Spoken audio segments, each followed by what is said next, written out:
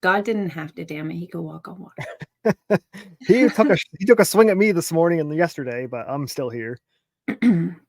God took a swing at you? He knocked the power out. Good job recovering.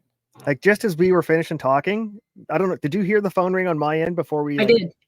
So Yeah. as that was the power going out, the phone, instead of like ring, space, it just went ring, and then the lights all went down, and How weird. and I haven't had power since yesterday. Still don't have power. So I found out, I stopped the guys in the road, and he said that somebody was cutting a tree a town or two over and dropped it on the power line, and that sent a domino effect down to the transformer and blew the transformer, blew a couple more transformers, and went all the way to the substation and blew up the substation. Jeez. So they're to the point where like we can't even fix it for a few days, so we're just gonna buy generators and hook up everybody on the road to our generators. Yeah, it's gonna be wild. I would think more. I mean, just to get one power pole replaced, it's like all day or a couple days. I would think. Right. Maybe just one day.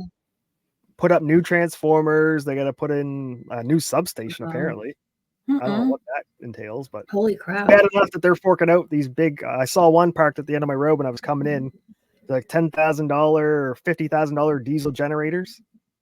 They're like the size of a Volkswagen Beetle. Yikes! Maybe this is the government's plan. Because who does that? Who? I guess idiots. You just. No, it's idiots. They thought, oh, I can cut this tree down. They don't understand that the wind and the way the tree leans and the branches, like just people see on TV, just, oh, you just cut with a chainsaw into the side of it and it falls over. Like, no, that's not how it works. I'm not saying I could do it, but I feel like if you're out there cutting trees, it's tricky. It's like changing your oil in the city. Everyone knows how to do that. If you're in the woods, you should know how to cut a tree and like how to figure out how to do that. Well, like before, I thought it was just you go out there, you cut your notch, a tree falls whichever way, but you really have to look up and see which way the sun is. If it's because the branches will all grow towards the south. So if you're trying to cut it and make it fall towards the north, and all the weight is on the south side, it ain't gonna go north. So you gotta like common sense. Judge the weight. If there's leaves on it, if it's windy, it's yeah. There's a lot to it. Well, I'm glad you made it through the apocalypse. I'm still here, still kicking. Congratulations. Well, we're going to finish the deep rig today. Woohoo! Finally. Good morning, chat. Vicky? Good morning, chat. Sorry. Witchy, beautifully, Vicky. I wasn't calling Vicky a hoe. You did call her a hoe. I did see it. No. Retract. Atlas, you said hoe? Not you, Vicky. Atlas no. was like, yo. I was going to do the pirate song, yo ho ho. Oh, yeah, they are big fans of pirates. I don't know if you noticed this, but let me show you. I'm actually going to put it in pirates, chat. What do you think about the new black female pirate, Johnny Depp's replacement? I haven't seen her. Should I Google it? Because, there's historically, there was a lot of black female pirates, New pirate. Is that a lie? Are you being sarcastic? That's fucking bullshit. There's no black female pirates. There's no female pirates, let alone black. Yeah, but there's also that's the beautiful thing about Hollywood is like there's also no Iron Man, but we fucking but now they're making George Washington black, and they're making. I want to see it. Well, I mean, it is what it is. New pirate. How do I Google this? Of the Caribbean. Black Jack Sparrow. Oh, it's actually Jack Sparrow. That's what I was going to ask. Yes, that's what I'm trying to. Yeah, that's what's crazy. Why would they give him the same name? Come up with a new idea. That's why I hate Hollywood now. They can't come up with anything new. All they do is take something that someone else made and put a new coat of paint on it with rainbows and consider, oh, look what we did. You didn't do anything. Reveal Johnny Depp's return. They'll never go back to work for Disney, no matter how much. They could go off from $1 billion. Like, nope. Okay, let me see. October 23rd. Is this new? Did this just happen? Because I don't see anything confirmed. Well, I don't see any pictures. Bing doesn't want to tell me images. No, Bing won't. Oh, and I got this in the mail today. Hey, it's got your name on it. You might want to keep it not up there. Farron already doxed me. Don't you know somebody's gonna scramble your eggs? Scramble my eggs? That's what Montegraph said about you. He said did he's gonna reach into your lap and scramble your eggs. You better watch out, you stupid. Monty's just butthurt that I don't pay attention to him anymore. That's all right. I know. Well, he's so butthurt that you don't pay attention. He Right. made that video about us on fucking Valentine's Day. Right? Like he was Dude, get hurting. some head. Go away. Okay, but yeah, he gonna scramble our eggs. We better be careful. We haven't talked about him, made fun of him, nothing. He's just No, butthurt he that I is wouldn't not. cover his No. case anymore. Okay, to be fair, I made a video about Nick. This is the same reason he hates me in the first place, is that I like passively mentioned him and didn't put any respect on his name. I called him. So when Nick did his video about Gina Carano, he was like trying to figure out she's at least a limited purpose public figure. And I'm like, okay. So in my video, I wrote, this is the same guy that tried to convince you that Montegramps is a public figure. But Gina Carano somehow isn't. I'm not sure how the scale works in this guy's mind. I don't get it. But okay, but I called him Montegramps. And so he was like, it's Montegraph. I'm like, I thought it was no. Montefiore. It's well, because of his job. Remember, he used to have all those videos where he worked at the Tractor Supply in the back cleaning those dogs. Yeah. I'm pretty sure Montegroomer is his favorite That could be. name. Well, we could ask him if he shows up. We'll see. Good morning, inappropriately said. Good morning. I'm sure we could find those videos of Montegroomer and make him famous in like 48 hours. We don't need to make him any more famous. Yeah, that's what he said about me. I was just quoting. He needs us to make him famous. That's the problem. That's why he's so butthurt. What a weird guy. Divinity flat-chested said. Like, whoa, whoa, whoa, whoa. Are you really mad because your boobies is bigger than mine? That's a you problem. Who's got big boobies? I think Montegraph does because he's obsessed with my flat chest. Oh, that's true. That's true. He does have bigger man boobs. Yeah. That's what happens when you're full of estrogen as a male. You start to grow boobs. It is a fact. These are facts. Cut back on the soy, Monty. Cut back on the soy. Inappropriately said is here. Good morning. All Speaking right. So soy, I bought vitamins the other day just because it's winter time. So I'll get some vitamin D, some vitamin E. So there's vitamin E. I don't even know what it's for, but I just grabbed B, D, E, whatever I could grab, you know.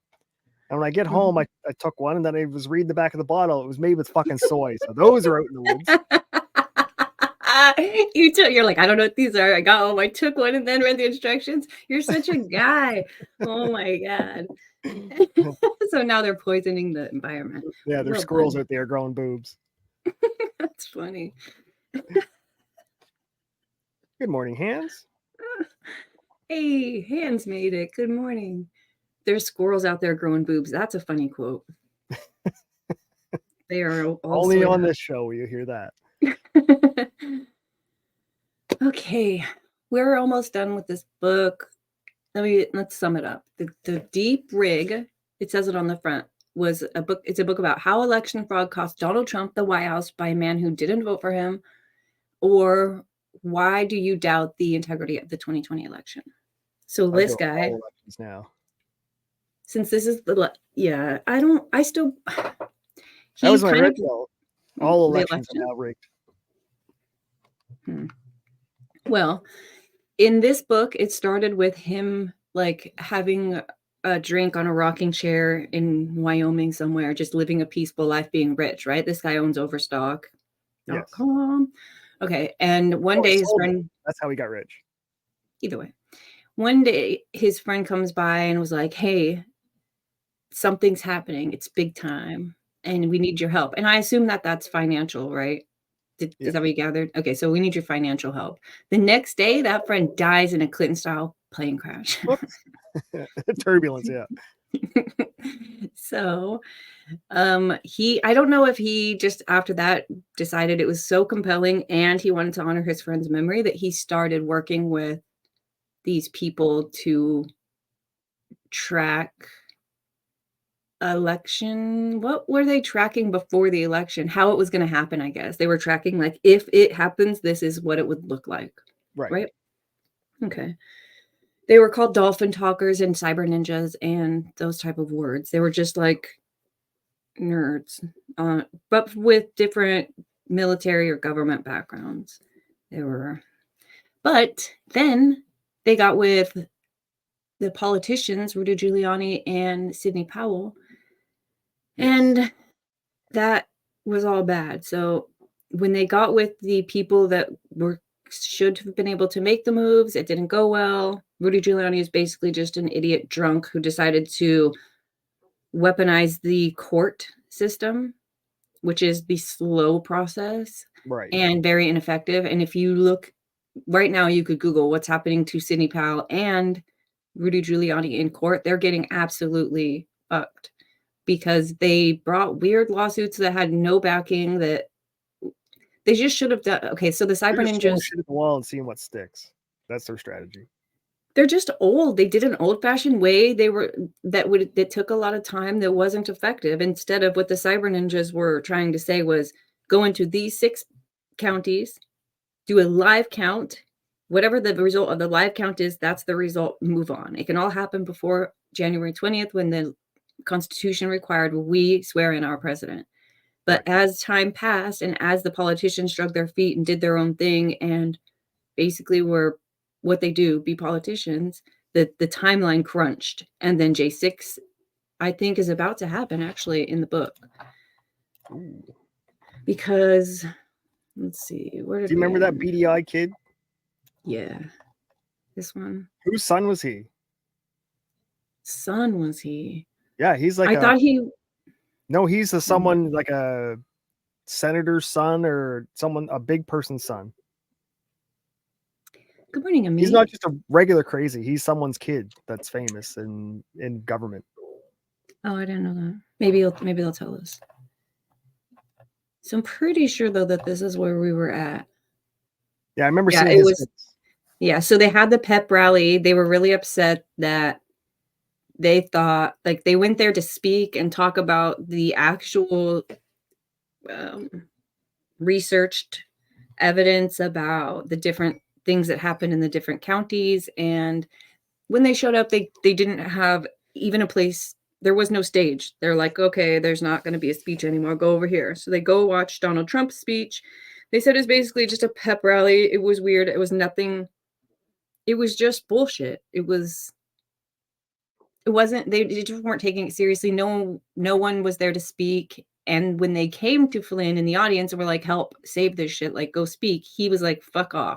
Which I want to mention, I feel like is a bitch move from Flynn. Yep. He should have gone up there and said what he needed to say. Was that fucking important? Don't be so butthurt that the president's daughter saying happy birthday and that's not how the freaking program was written. Like, get up there and say the thing at any cost. Cowards. But no, he didn't do that. Kind of cowardly, very Democratic, because their feelings got in the way. Democrat, not Democrat. That's probably why Trump picked him, because he was a coward and he knew he could fucking just be cowardly. He would never challenge Trump because he's too much like a coward. I don't know. Okay, so Vicky's singing in chat. I love that. Bing is for biters? Wow. Pretty sure all the cool kids are using Bing. I saw anyways. You and Null are the only 2 people on North American. Well, we're pretty fucking cool, so there's that.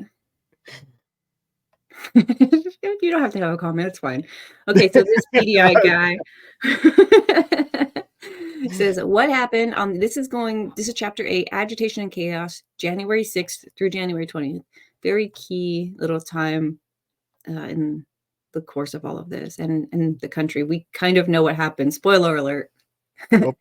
We do know how this ends, but it's still fun to listen. So it says, what happened on the afternoon of January 6th is the worst thing that could happen for the freedom movement. Millions descended on DC to rally in support of those standing for the truth. Our election was rigged. In the course of the rally, goons stormed the Capitol. One Air Force woman was shot unnecessarily by police. That's Ashley Babbitt.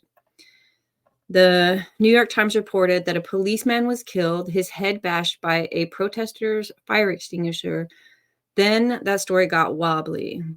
Quote, media reports have been conflicting. Unnamed law enforcement sources initially told outlets that Sicknick, this is Brian Sicknick, was bludgeoned in the head by a fire extinguisher, while others, speaking on the condition of anonymity, countered those claims, arguing there was no immediate evidence showing that Sicknick suffered any blunt force trauma. A month after Capitol riot, autopsy revealed pending the officers suicided or days later, yeah.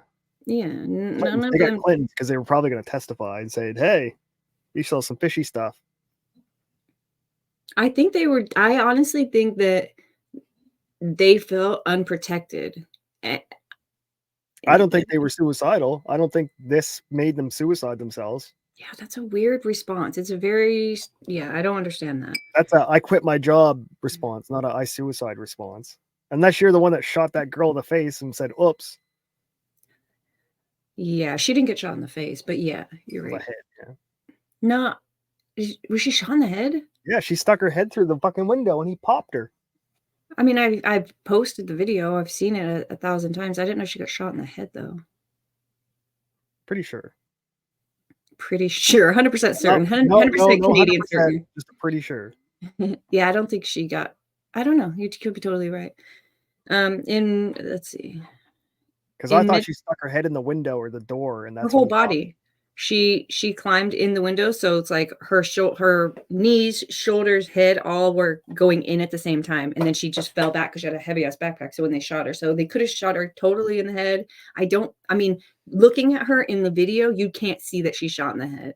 So I mean, eventually she starts bleeding out her mouth, and you're like, oh fuck. Yeah, So like there'd be she's body not making. cams. There's a shitload of video from that moment. It's disturbing. This guy's in it. This guy's standing right there. Okay. In mid-February, the New York Times retracted. It turns out the officer died from a stroke. While the media milked the Sicknick story for a month, that this was known 2 days after his death. Finally, on February 13th, the Epoch Times posted about Sicknick's death. The mother of Capitol Police Officer Brian Sicknick said her son was not beaten with a fire extinguisher by a mob on J6, saying he likely suffered a stroke instead, refuting reports that New York Times and other outlets claimed otherwise. He wasn't hit on the head. No, we think he had a stroke, but we don't know anything for sure. That was what the mother said. I find Epoch Times the most ethical journalist outlet right now. Shout out to Epoch Times, hey? Let's go look at their website really quick. I like them. That's Sicknick, huh? Oh, hell. Fuck them. There, you can get a subscription pretty cheap through them, like $1 a month or something. Oh, look what they did to me. I know I had to go to the beginning. Oh, There should be, yeah, this. Ha ha ha, Epoch Times. Nice try, Satan. Okay. Mainstream media sought to increase the horror by increasing the body count, including, for example, 2 police officers who, days after the attack, committed suicide. Over the course of 2020, the mainstream media described as mostly peaceful protests the actions of Antifa and Black Lives Matter, killing 33 police, injuring another I didn't know 700 that. police, and burning thousands of businesses. I know about the injuries and the burnings, but I didn't know they killed 33 cops. That's fucking wild. That is pretty wild. And of course, we don't know that. That's not, Because that would usually be. one cop gets shot and it's all across the national news, but 33 got killed. And Well, you know, they say if you're a white woman, then they're going to look for you if you go missing. If you're black and you're shot by a cop, you're probably going to get talked about. And if you're a cop that gets shot by a Black Lives Matter or Antifa during Summer of Love, you're probably not going to get talked about. no, black people are nonviolent. Can't you see that fire in the background? That's all their nonviolence. Yeah, mostly peaceful. I can see it. I can feel the peace from here. So that same media has portrayed these events at the Capitol, where one female protester was shot by the police and a policeman died of a stroke, as an insurrection. That is the greatest tragedy. That is the greatest tragedy to hit America since Pearl Harbor. It is nice to know there is some form of goonism in politics still objectionable to the mainstream media. Myself, I eschew all political violence, not just ones convenient for me to denounce. Okay, there are 2 ways to look at what happened on the fateful afternoon of the Capitol. I think they are both true, though which one is more true at the moment, anyone's guess. The party line explanation, splinter elements.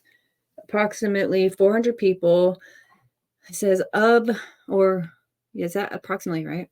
Of the millions of protesters stormed the Capitol. Okay, let me read over. I'm retarded. Splinter elements of the millions of protesters stormed the Capitol. There were millions of people there that day? No. 100,000 Give maybe. Not Not given even that that many. I'd say 50,000 total. I'm gonna have to look that up. A So million people. given You know how big that would be? No. I feel like we would have heard this number. I would have been like, dude, 1,000,000 people were there. Imagine how Yeah, there were. scary that was. Remember, oh, this is the party's explanation, so it's exaggerated lies. Party line explanation. Given that this party line explanation has been repeated ad nauseum by a supine and obedient press and is currently, I guess I don't watch enough media, and is currently the object of an impeachment of a man who is no longer an office holder, go figure, I will not spend time developing this interpretation, but I do not mean to discount it either. But He's saying it's bullshit. okay, but basically he's like, I assume you know this This one. is the official This is story. what is everyone knows. Okay. The alternative explanation is more subtle and runs along the lines of my story about Moldova explained in A Message to Militias Across America. This explanation holds that the events were engineered as part of a psyop to discredit those skeptical of the election results and to justify a police state style crackdown by the goon left on the rest of America. This is what I believe. Right. To those not used to thinking in the bank shot terms of a psyop, that may seem odd, but I wish to remind the reader that the evidence has been in front of us for nearly 9 months with regard to Black Lives Matter. A brief digression on Black Lives Matter. After publishing this book, I intended to write an essay about the Supreme Court and then a piece I anticipate titling An Analytic Philosopher Takes Black Lives Matter Ideological Purity Test and scores 40%. Basically, I will argue the BLM phrase suffers from semantic overload, and it has to be unpacked into a set of about half a dozen assertions, which I will explore individually. I agree with some, I do not with others. Like I say, I predict I will score around 40%, maybe a bit higher. My bottom line for the BLM movement is what it is for the left in general, usually correct about the problems, generally, but not always incorrect about how to fix the problems. What? After BLM's like publishing, the Democrats' new KKK. he's just grifting his next book right here. Yes. Fuck him. Yet that my point in bringing them up here is not to debate that issue. I am friendly with 3 people whom one might call radical Black Muslim activists, and yes, it is an interesting and occasionally tempestuous friendship. They are quite woke. I say I'm not woke because I never slept, but I'm not sure they buy it. In any case, when last summer the BLM demonstrations began getting violent, my friends started telling me of eye-opening rumors in their communities. There were agitators showing up at BLM rallies in Black neighborhoods, white people dressed in black with masks, agitating for violence. Videos emerged documenting precisely what my friends were warning me about. Masked and fully covered men slipping through a crowd, going up to a shop window with hammers, smashing the windows, and then slipping away. Yes. And when there is a crowd of demonstrators, once windows get smashed, the demonstration turns into looting. Right. Yeah, this The is fence what happened at the breaking Capitol windows too. and You could see it. running. It Pallets happened. of There's bricks like being dropped off. pallets of bricks, right? That all during the summer love. But at the Capitol riot, there was a guy up there trying to break a window, and everyone is yelling, "Get him down! He's a Fed! Get him down! Knock it off! Stop!" Right. It's like none of that The matters, left though. wing doesn't think that the government would do this to their own people, when the right wing's like, no, we see it every day.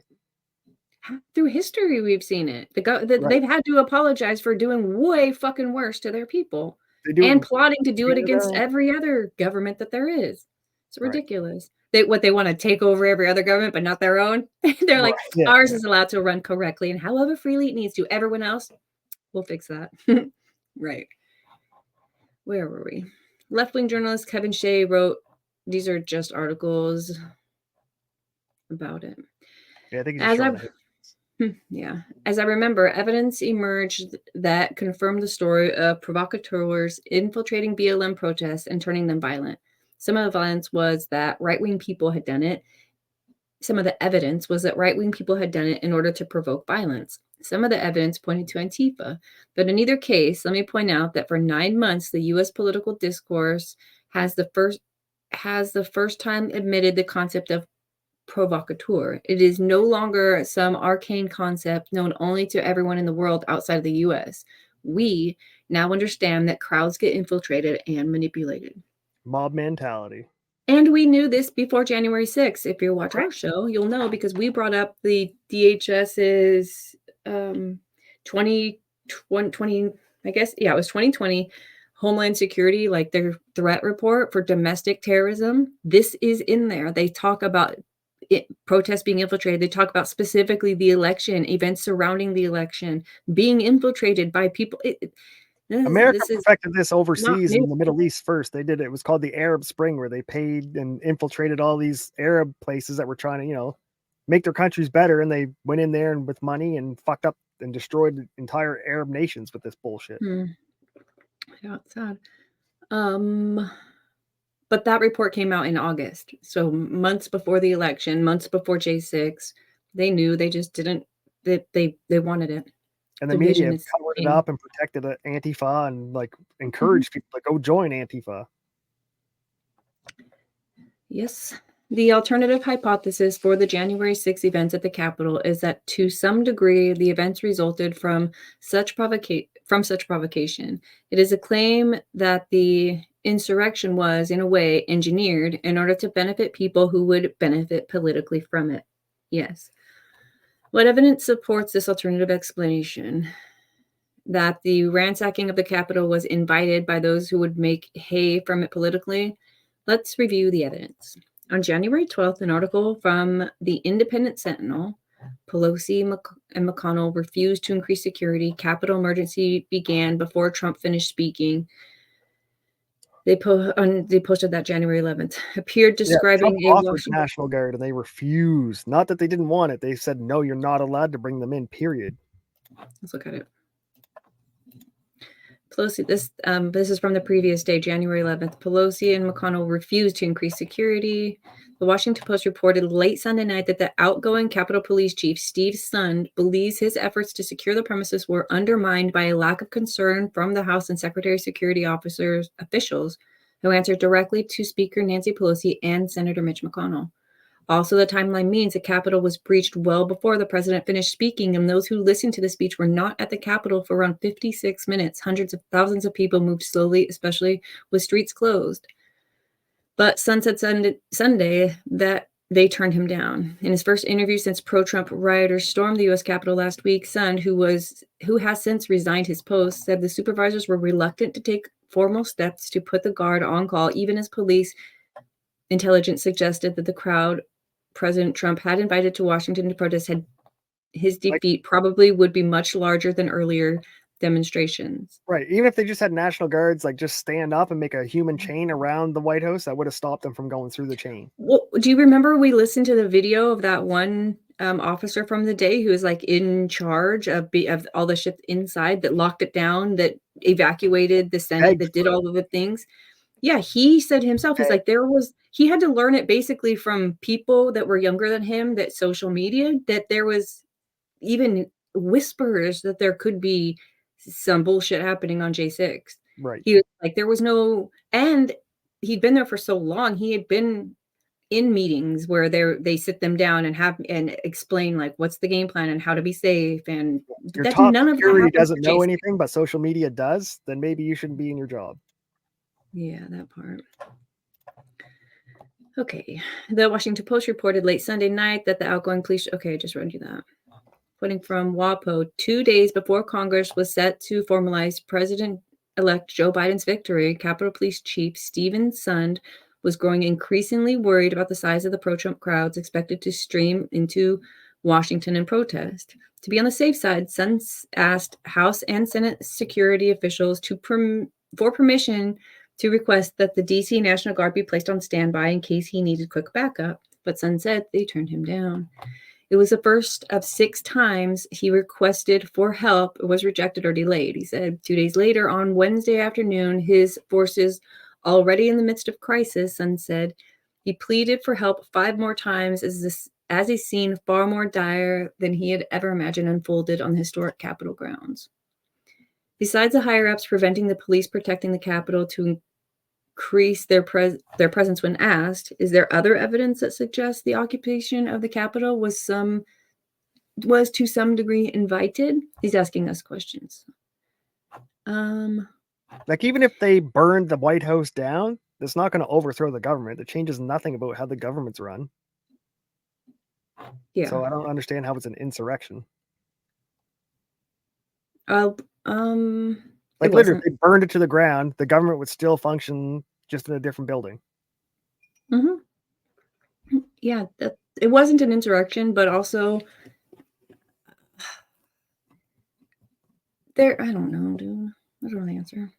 See, Israel did this, and Canada did this. Like the war in Gaza right now, Israel dropped all their defenses and allowed them to be attacked. What? You don't? Oh, you haven't heard this yet? Wait, Israel dropped whose defenses? Their own defenses. They had reports from all these countries saying you guys are about to be imminently attacked, imminently attacked, imminently attacked. And Netanyahu removed all of his forces from the border areas where they invaded through the day before. My ass. Look it up. What about the cyber? What about the Iran cyber people who took credit for bringing down their early alert system? It didn't exist that morning. Iran, come on. Yes, they can't. Come on. Yes, they can. They can do a lot more. Cyber shouldn't even be a question. All right, they could turn down all the electronic defenses, but Netanyahu pulled the soldiers literally off the border wall. Maybe because it was the religious. I don't know what the answer to that is, but I don't. The Jews are even turning on Netanyahu now. Like, they're blaming him more than they're blaming the terrorists. My ass. Look it up. What do I type in after this? After this. Okay. How am I? We got 30 pages left. I'm gonna leave myself a note in chat. I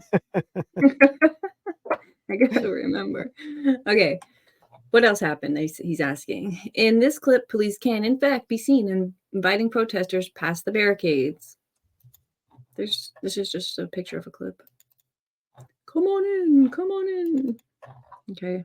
Oh, wait. Here, maybe this is the clip. Oh, I did the wrong thing. 1 second. Let me do that again. I don't think cops should be allowed to hide their faces either. That should be illegal. Yeah, it kind of should be. Oh, look, this one's going to play. Don't buy another pair of glasses until you see what These adjustable lenses are taking the world by storm. Nope.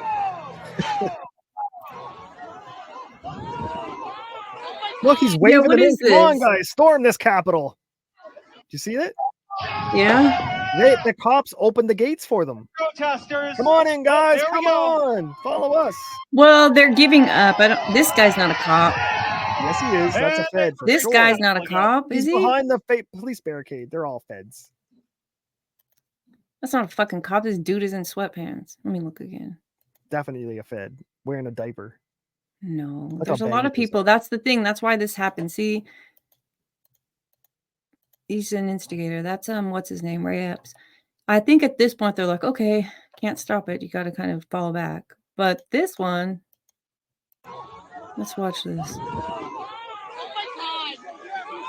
Who's he waving in? Police are squabbling with protesters. Wait, there we go. They're in the back on the crowd, so they're obviously not scared of the threat. Look. How do I? Who moved this barrier out of the way? The cops. Rumble, please do it.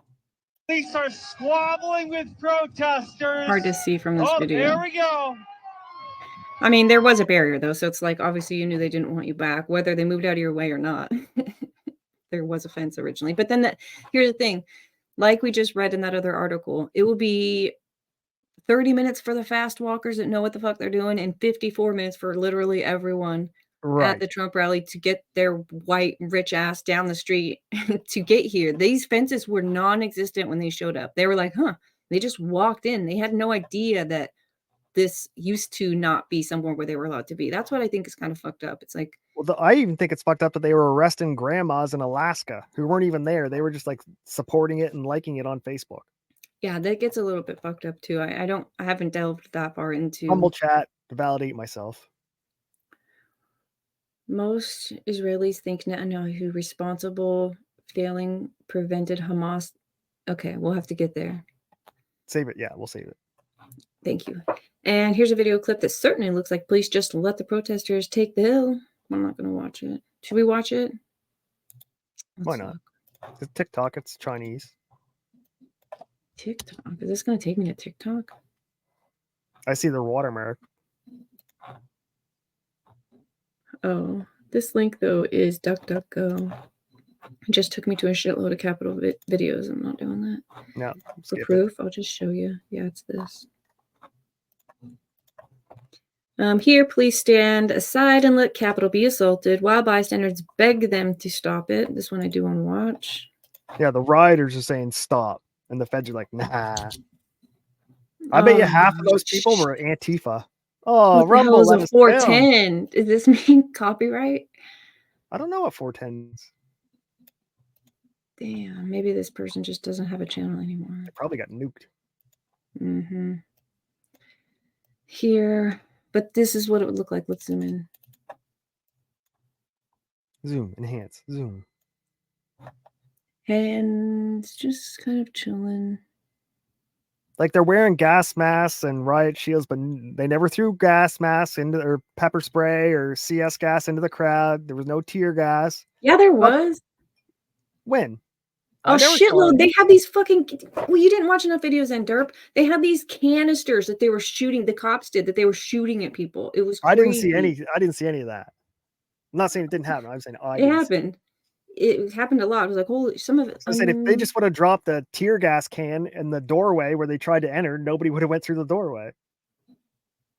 I don't know. This guy wearing in this story, this guy in the middle is asking them to stop. Yes. Allegedly. But the video doesn't exist. Wait, what was the channel? Patriot Prosperity. Okay. Here, some Antifa were caught changing into MAGA clothes just outside the Capitol. Feds. Yeah, it's Antifa. It was the feds. They were all fucking, yeah, it was dirty. I gotta see that. That's why I say anyone that was wearing a mask was probably a fed because patriots aren't hiding their face. New YouTube's coming through. I said this was going to happen for sure.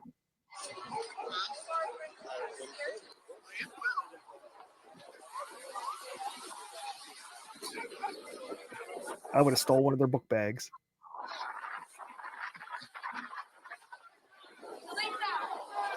Delete that? Yeah, see, they were brand new sweaters. Did you see their sweaters? It was brand spanking new. Yeah, delete that. Don't show our face. Uh-oh. You better delete that or we're going to beat the fuck out of you. They're taking off they're like getting patriotic? Right. Interesting. So when they do attack, the camera will catch them being like Trudeau did this. He had a bunch of people dress up in swastikas and Nazi flags in Canada with the rebel flag, which we don't have in Canada, and waving them so his photographer could get a couple of pictures, and then they disappeared within 15 minutes so the crowd didn't get their hands on them. And they found out it was Trudeau's personal photographer that was taking all the photos, and the hotel that they were all waving their flags at was the hotel was rented out 100% by the police so that no one else was allowed on the premises but the cops. Yikes. This says, you have trouble breathing through your nose, this says Capitol Police throw sting grenades into crowd until they're out. So they ran out. I don't know what a sting grenade is. Until you see what this new invention can do. We're gonna learn today. These adjustable lenses are taking the world by. Show me your sting grenade, sir, ma'am. They're so calm and casual. Look, they're like, ooh, doo, doo, doo.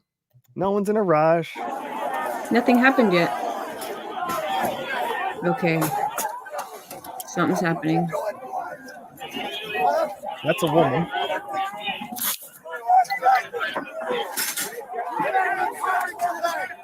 Right there. Get him in the back. Get him. Perfect. See here? No, he's fucking move back. It's not nice. Yeah, because no one's crossing the border. They're just fucking trying to instigate a riot. That was CS spray. I don't know what a sting grenade is, though. What? See, whatever she has in her hand right there, that's what I was talking about. Face. Did she really? Yeah. You see her walking back, trying to get ready to wipe it? Right. Because when the wind blows, it switches and it comes all back in all the cops' faces. See, look. There's wind blowing, retards. Anyways, Now they're all giving themselves water because they all pepper sprayed themselves because the wind's blowing back in their own faces. See the flags? but those are the canister things I was telling you about. Do you see them? These are their pepper spray. I see the guns, devices. yeah. Whatever I those just are. never heard of a See, sting grenade. Like, I'm not sure if what it does. that part, I don't know about that part either. But either way, there was a lot of. It was clear, like this was a riot. There's no fucking doubt this was a riot. It was not an insurrection, but this. No, I don't think it was a riot at all. I think they fucking turned. You it also into a didn't riot. think that they pepper sprayed the crowd 10 minutes, 32 seconds. I didn't ago. say that. You did. I said they didn't throw CS grenades or Okay, CS gas that's is fair. different than pepper spray. It's like 10 times worse. It's not supposed to be used on the general public. It's way worse. Well, then why would they do it? Why would you say that they didn't do that if Well, that's 'cause not something you do your pepper spray first, and if that doesn't work, then you do your CS gas. Maybe they don't have it. Where would they keep the CS gas? Same right next to their pepper sprays. Well, SWAT team uses CS gas. They don't use pepper spray. Pepper spray like burns your eyes and stuff, but CS gas like cuts the oxygen air from your body and it burns your eyes and makes you like incapacitated. Pepper spray and what's the other one called? CS. Yeah, not what you're saying, but there's like a word that regular people know. Pepper spray or like a layman's term. Tear gas. Tear gas? Yeah, that's the Mental. layman's term for tear gas is CS. Yeah, I've only had pepper spray. I don't know about the other one. You've been pepper sprayed? No, I sprayed pepper spray nearby and it fucked me up. Really? I've never Yeah. experienced it. Oh, it's bad. I sprayed it just to see. I used to carry pepper spray. It's like this little baton thing on my keys. Bear And I had spray. it there for like ever. And finally one day I was like, I wonder if it still works. So I opened it and I sprayed it. And it was like this orange spot. Just I was like a foot away from it when I did it. My grandfather was in the other room and he starts Oh coughing Jesus! up. You tried to kill grandpa. I tried to kill my grandpa. He was in a whole nother room even. And yeah, so it wasn't good. I would hate to get sprayed with that. You know, Canadians aren't even allowed to carry pepper spray to defend themselves. So if you're being raped in Canada, you just have to let the rape happen. Can't you carry knives? No, What? no, that's a criminal offense. That's a Mm. felony. You're allowed to have a knife, but you can't have a knife for self-defense. So Okay. you can carry a knife, but if a cop asks you, what do you have that knife for? And like, well, it's dark. I'm a lonely girl. I'm like, you can't have a knife for self-defense. You're only allowed to use a knife to open boxes and letters. Our country is fucked. Yeah, I know. Okay, here are Patriots. What the fuck? I can't do it. Patriots catching on and trying to stop the Antifa BLM agitators. This, I think, is what I was talking about before, where they're breaking the glass. Let's see. Yeah, they should have like held them down and zip tied the cocksuckers. Oh, damn! Another one of these. Oh, another one nuked. Is this the same person? You can't tell. Here one can clearly see someone inside the Capitol handing weapons to those outside the Capitol. Oh, thank you. So they will be able to break their way in. I haven't seen this. Please be here. I would love to go to one of these events and just Yay. videotape the agitators, not the crowd. Just like find the one guy who's throwing the rock and follow him everywhere. Yeah. That's 100%. Because I think people who actually care about their country aren't going to do this. Why stuff. is everyone buying this new mini chainsaw? It's so strong it easily rips through Because Nick almost Recato anything. recommended it It once. puts the power. Hold on, I have the speed wrong. No, I don't. They do. Yeah, they're trying to slow it down. Okay, so I can't see this. What do I do? What if you speed it up? Go to double time and it might equal it to normal time. How do I make it bigger? I want to be able to see this. Apparently this is going to be good enough. Oh, they're handing stuff through the window. Here's a stick, break the window. Here's another stick, break the window. Because they weren't letting them carry their own flags, right? The cops took their flagpoles away, so they had to hold their flags in their hand. Yeah.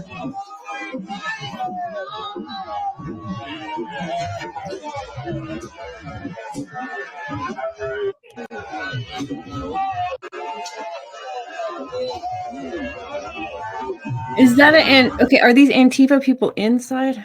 Yes, they're handing their weapons back outside so they can. How'd they get inside? Well, they broke the window to get in, and now they're in. Oh, they're handing all their okay. weapons out so more people can do more damage on the outside.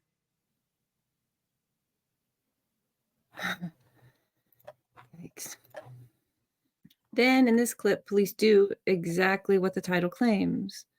Capitol Police open doors for the protesters. They stand aside and invite them inside. We've all seen that. I'm not going to go there. And this one, police open the door of the Capitol, invite everyone in. Yes. Police open the door to Capitol. And this remarkable one, which wins my Ed Wood Action Sequence Award. Okay, we'll go there. I don't know what that means. Oh, we'll never know. Man, Rumble's got 410 disease. And maybe it's all the same guy. Let's zoom in here. Yep, Patriot Prosperity. So he might just not have a channel anymore. I wonder if Rumble censored him. Maybe. He may have said some bad things about Rumble. You never know. Yeah, you can't really be smirched. He was harassing and bullying the government. Damn him. Here is a policeman being overwhelmed with invaders. Let's see if this looks staged. That's the question. Yeah. Are you opening doors for them? Are you showing like those one cops are like the guy who stole Nancy Pelosi's thing, or no, it was the Bearhead guy. That video doesn't exist. Wolfhead? What was his name? Viking, what'd you call it? Wolfman? No. But what was his name? Was what the hell? Han's gotta know. She's still here. What was that guy's name? What do they call those people that have those things?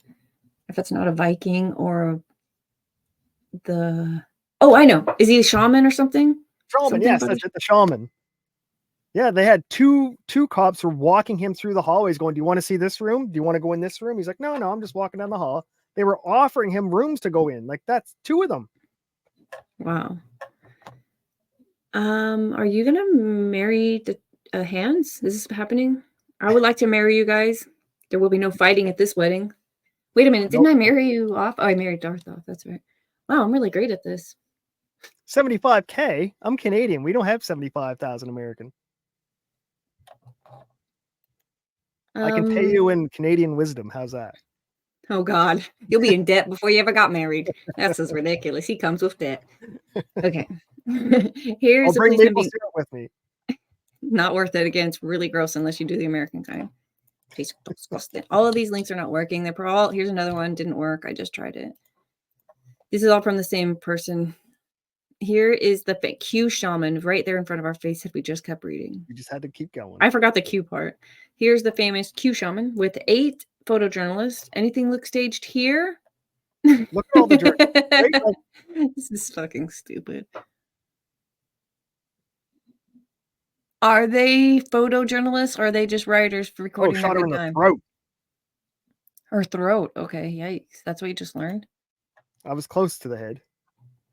I wouldn't have guessed that either, to be fair. So here's a good sync edit showing a policeman taking aim, then shooting an unarmed female protester in the throat. Oh, is that where you got this?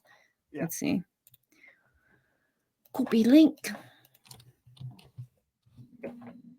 Come on, it worked. Oh, okay, I understand. Graphic. Uh-oh. This is YouTube, too, so they're going to show us Ashley Babbitt. I doubt it. They are. I predict a blur. Okay. This is really clean video.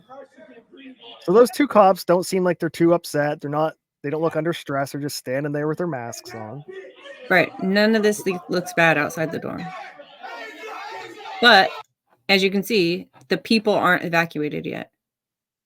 That's going to be the difference why they shoot Ashley and they don't ever shoot anyone else who also breaches into the chambers, is because by the time everyone else gets in, these people are all gone. So the protection they're not shooting intruders anymore because there's no threat. Backhander or pistol whipper? Really? They're trained to shoot. And they're like, oh, it's a girl. Let me just go backhander. No, well, dude, actually, they're trained to shoot center mass. So I don't, but like when I went to cop school, if you shot somebody in the chest or anywhere but the chest, you were getting written up and you had to explain why you failed as a cop and shot anything but center mass.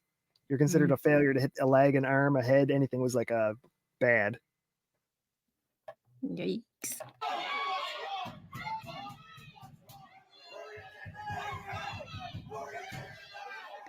That's a fed. That's Yikes, a fed. he just broke That's it. a fed. So why aren't you tasing that guy? Why aren't they shooting that guy? None of these cops do anything as far as that goes. None of the cops outside this door use any type of violence.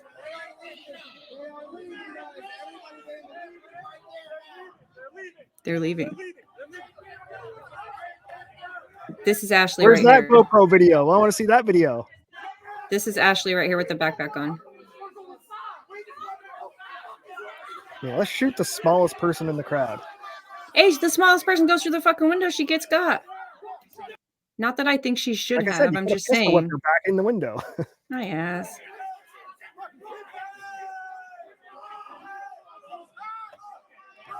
See, that guy's trying to stop people too.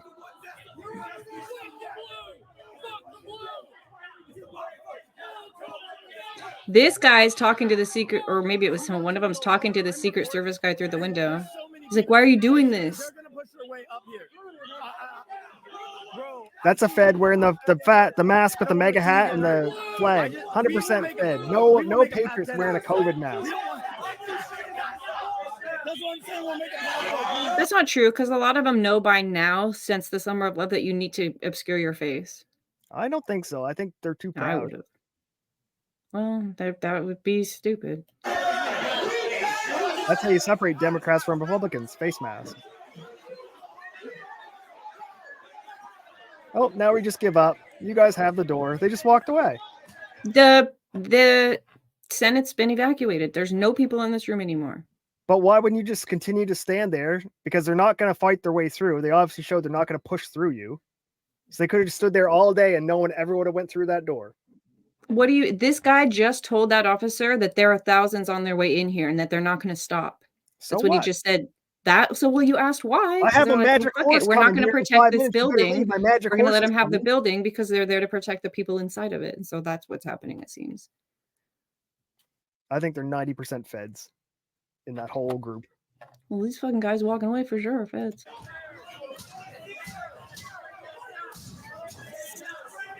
Well, if they're gone, though, then why the fuck do they shoot Ashley? Because she's not in yet.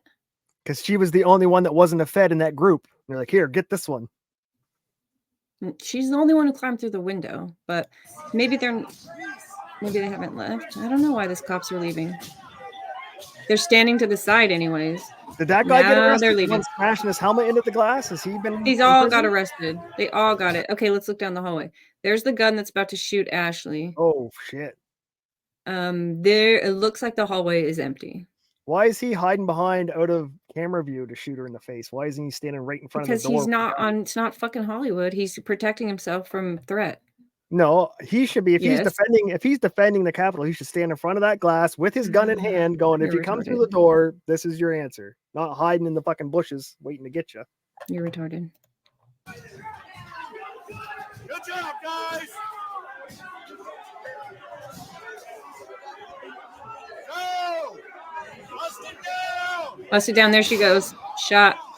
Oh, fuck. Right in the throat. No, it wasn't.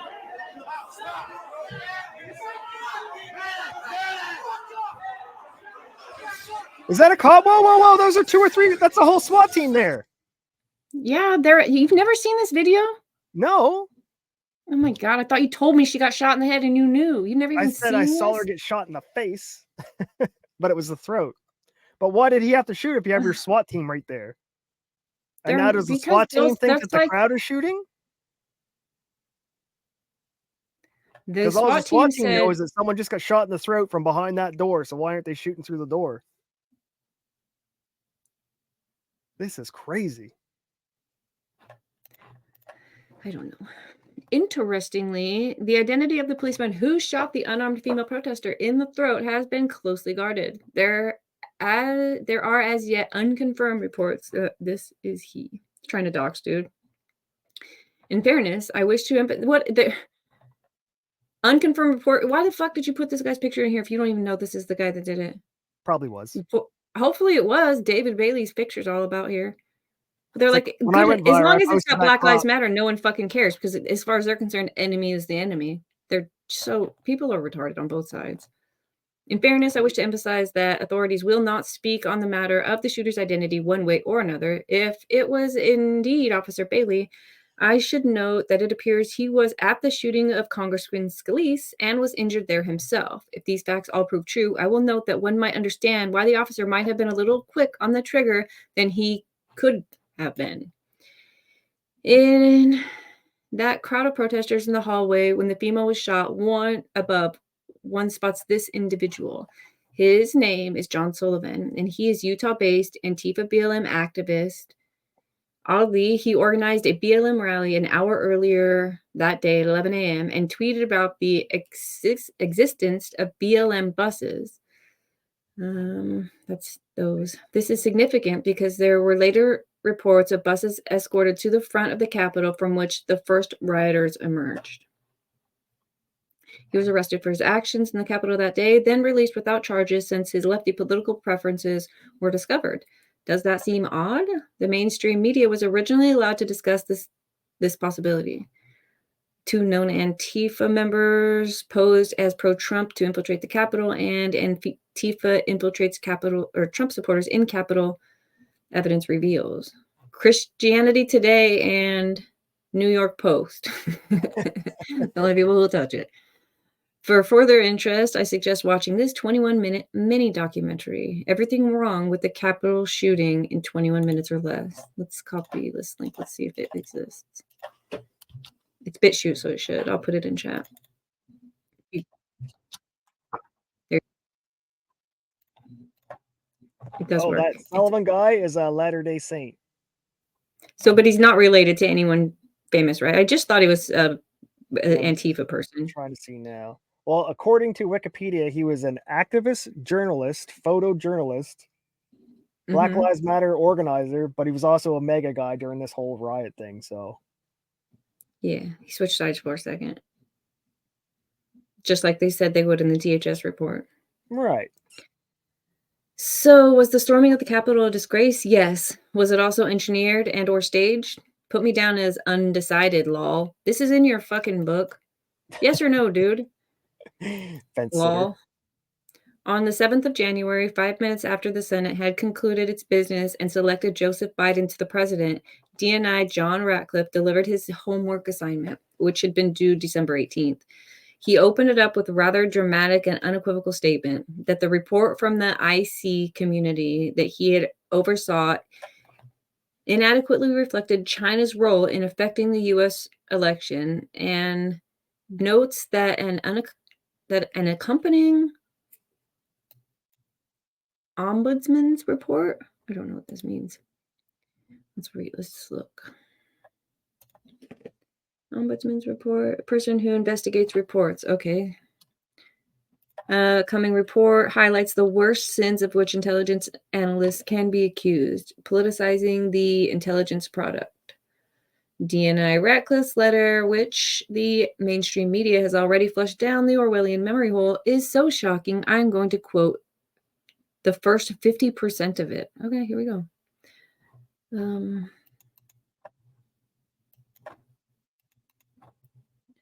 It's kind of small. Let me make it. It's small.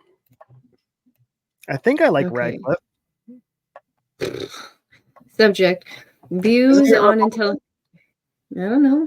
Don't make him likable in my book.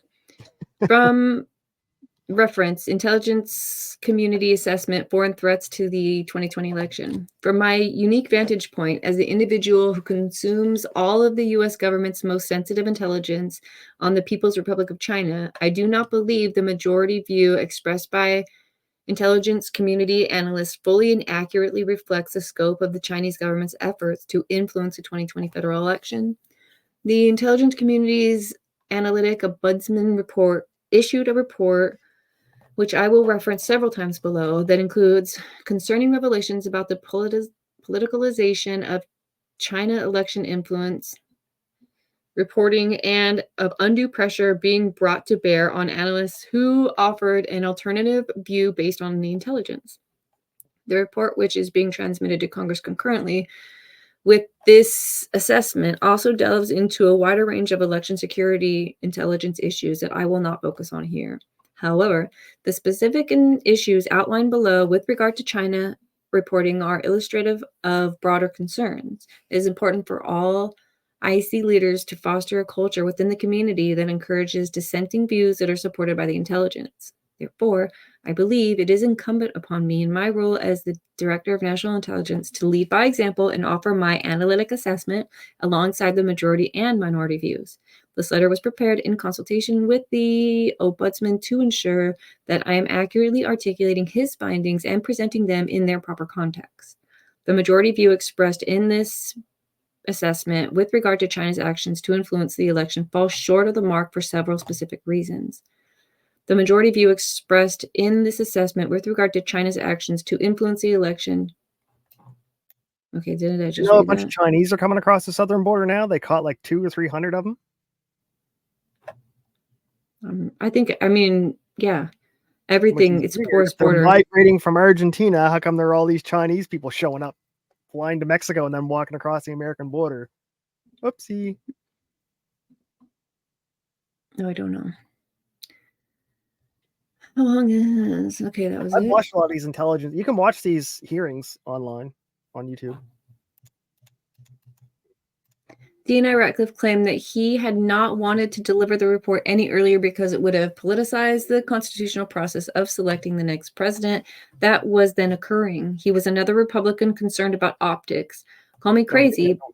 Myself, I believe the correct analysis would have been, quote, I should deliver this report on time so the constitutionally stipulated process for selecting the next president is fully informed, and if that includes that the election involved foreign interference, particularly from China, I have an obligation to make sure that that is known to avoid in those two that is known to those involved in the process, end quote. That's what he would have done. But he's not D.N.I. Ratcliffe, so it didn't happen. Moving on. Sydney had left before January 6th, but after the events of J6, Mike Flynn, the Cyber Ninjas, Dolphin Speakers, and I had our last talk and said our goodbyes.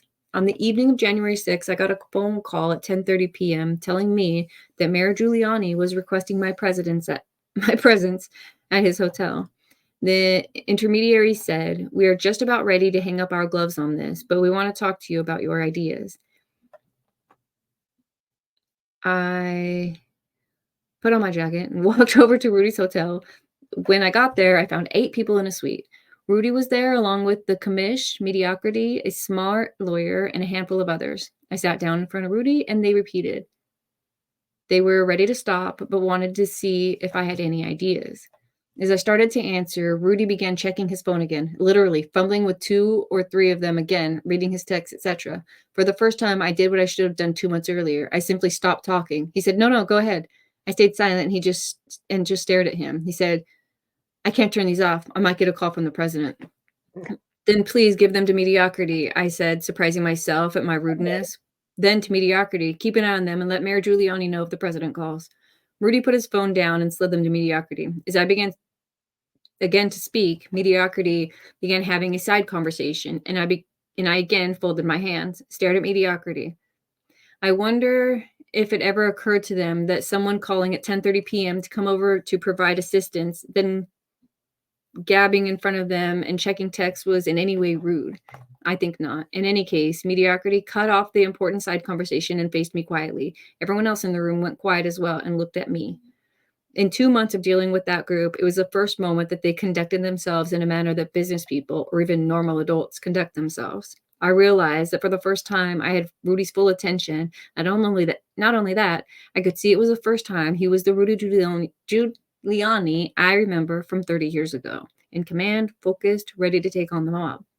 The silence stretched on as I thought, and then said, "These machines were sold to the public with a promise. As a fail-safe, there would always be a paper ballot to use as a backup. If there was ever a time, now is the time. The FBI, the CISA, that's the Community of I don't know who, their Department of Homeland Security of Cyber. It's cyber security, have both opined that our election came under foreign attack. We provided evidence of that as well. President Trump should find that there has been foreign interference, and on that basis, send a federal force of U.S. Marshals or National Guard or DHS or FBI to examine paper ballots in the problematic 6 counties and count them on live stream TV. If there are no gross irregularities, he should concede. But if he finds discrepancies of hundreds of thousands of ballots, as we think he may, he then has choices. He can recount the 6 states or order the federal force to rerun the election in those 6 states. He might even be able to have it all done by January 20th. Right. There was silence. After a few seconds, the commissioner stirred to speak. I turned to face him as he slid his hands away from his mouth and stroked his chin. He nodded slowly and grunted. Yeah, makes sense. Mediocrity lit up, and the new lawyer on the scene on my left spoke up and began exploring the advantages of it out loud.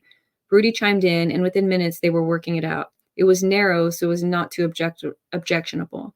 It generated an answer, and depending upon the outcome, it gave a route not only to Trump, but to answering a question that has hung over the U.S. for decades. How much election fraud is there? I stayed another 30 minutes as they bounced the idea around, and with the spark of excitement growing. Finally, they said they would be working on details and maybe even calling the president. And I took that as my cue to leave. I said goodbye to them and put my coat on. As I turned to leave, the mayor came and shook my hand. Then he tapped my chest with his finger and quietly said, regretfully, if only we had another month. You son of a bitch. Truly, I had watched 2 months slide by Mayor Giuliani and his team displaying no organization or progress. Watching them trying to get anything done was like watching half a dozen monkeys trying to fuck a football. But now, if only we had another month. They could have had another decade and it would not have made a difference. They were the wrong people. Rudy, because he should not be handling complex litigation. He certainly should not be handling complex litigation regarding cyber, and because he'd rather spend his days doing podcasts. A former government employee who was so mediocre we all came to suspect was sent as an agent of disruption, and another focused on a pot of cash that, at last report, was $300 million and growing. I walked the snow-covered midnight streets of Washington, D.C., back to my hotel and finished packing for my departure. Over the next couple of days, we all drifted away, back to our normal lives. On the 8th, I checked out, experiencing yet again at the discontent I feel most times I have affairs, then indeed. Okay, I'm sorry. Let me try this again. Over the next couple of days, we all drifted away, back to our normal lives. On the 8th, I checked out, experiencing yet again at the discontent I feel most times I have affairs that in DC. Huh. Okay, so it's not me, right? AI. Okay. Discontent with people whose sense of accomplishment is so skewed. Bureaucrats measure their output in a paradigm of thwarting other factions, not in anything that normal people would count as accomplishment. At the cost of the country of DC, at the staggering wealth that has accumulated there, the fucking country of DC. Probably county. There's no county either. It's a district. It's just what it is. At the staggering wealth that has accumulated there, it has become Hunger Games without the archery. But there were people I had gotten to know over the previous several months, had grown to like and respect, and I had opportunity to visit with most of them individually and say goodbye. I returned to my home in Utah Saturday the 9th, feeling under the weather, but intent on writing the story you have been reading. But on the morning of Monday, January 11th, I tested positive for COVID, and I had come to suspect. He should have smoked weed. That's how you know he didn't smoke the weed. He could keep the COVID away. For the record, weed does help prevent you from getting COVID. Yeah, that's medical advice. It's a study. I took it easy for a few days with a fever of 101, still brushing it off, telling myself that on a flu scale of 1 to 10, this is a 2. They shut down the world for this. I woke Thursday, January 14th, feeling almost fine, with the temperature back to 100. I thought I was through it. By the afternoon, I began feeling ill again, and within an hour, my temperature was 105. I barely made it to the hospital, and when I did, they put me on a monoclonal antibodies due to risk factors too numerous and depressing to list. Dealing with that and the COVID fog that followed cost me 10 days. 10 days of darkness. Do you think Nick went to the hospital with his 107 fever? I hope he did. I can't believe it was really 107. That's really, really bad. I think he drank it off. I think he got rid of it. I'll get the exact number. I hope so. I know it was on January. I hope it's over. On January 20th, the day that Biden was sworn in as president, I got phone calls from 2 different Trump White House staffers. They wanted to tell me a story before they left Washington for the last time. The stories they told me 106 to 107 from Nick Rekieta's own Twitter. Damn, so this guy's going to the fucking hospital and Nick's tweeting. Maybe, yeah, I mean, maybe he's sitting in the ice tub. He's in the hot tub. That's why he's got 107. But it's a cold tub actually because he has a heat allergy. Oh my god, can you imagine having a fever with a heat allergy? How's that supposed to work? Yeah, right? Shit, he probably has hives and everything now. Good morning, retards. Hi, Div. Hi, Div's friends from chat. Good morning, Mr. Hideous. Okay, we're at January 20th. This is the stories that got told to the Overstock.com guy before we left. On January 18th, some loyal staffers had been visiting with Trump in his office for what was supposed to be a 10-minute goodbye. But the discussion had turned to the election, and before long, Trump was rehashing the decisions he had made, wondering if he had made mistakes. The subject turned to Sydney, Mike, and me and the plan we had brought the White House. Trump walked through it with these staffers for minutes, I was told, before it all kicked in for him. That's it? He asked angrily. That's all they wanted? Count the paper ballots in 6 counties? Trump excitedly explored the idea, saw how simple it would be, and even brought up the possibility that it might not be too late with his last 48 hours in office to cause it to happen. The meeting dragged on well over an hour, the 2 sources told me, and they left with Trump fired up about the idea, with instructions given to them that they should figure out by the end of the afternoon a way it could be executed in the last 2 days he had as president. An hour later, their office got a phone call. The president had had further consultation with senior staff, had been dissuaded, and the staffers were instructed to stop the idea. Trump is a fucking cheap. Chapter 9, the aftermath. I'm going to use the restroom before I do this, so I can make it. Let's see, what are we gonna put on YouTube in the meantime? Really, I thought it was all the liquor I drank and my refusal to take the death poke. Apparently, AI Gemini is causing Google stock to crash. Is that how you say Gemini? God, Canada's stupid. How do you say it? Gemini? Yeah, exactly like that. Gemini? Like a cricket. No, like Gemini, like the word. Okay, wait. It's doing what? Google stock's going down because of Gemini being racist. Interesting. Did somebody want to hear a song, or is there anything I could put on while I use the restroom, or do you just want to talk? How do you feel? Here, we'll put on a little clip for the people in Chicago. I don't know if you know about this, but you can't give black men pink lighters or gay lighters. Oh, yeah, I have heard about this. They're not gay, but they are pink, so. Oh, no, I think he gives this guy a rainbow one. He's like, it's on the house, man. It's on the house. He's like, I will kill you. This guy's going to get shot. I've seen this guy before. This guy's, Wait, okay, for Chad who doesn't know, this guy has a YouTube channel, Khalid something. He's in like the hood of like the worst place in America. And he is behind bulletproof glass. Otherwise, he wouldn't be playing these fucking games. But he trolls everyone. And they come back, they shoot up his store. He just doesn't care. He just loves the memes. Okay, so he's fucking with people now, giving them like gay lighters or pink lighters or rainbow lighters, and the hood don't play. The hood ain't gay. Turn up low. What you mean, bro? Your ass. That's for fags. Bro, want this lighter? What's wrong with you, man? What's wrong with you, bro? Man? That's for fags, man. What's wrong with you, old disrespectful ass? What? You don't want the lighter, dude? So you don't want you give me a free Zippo lighter, I'd take it.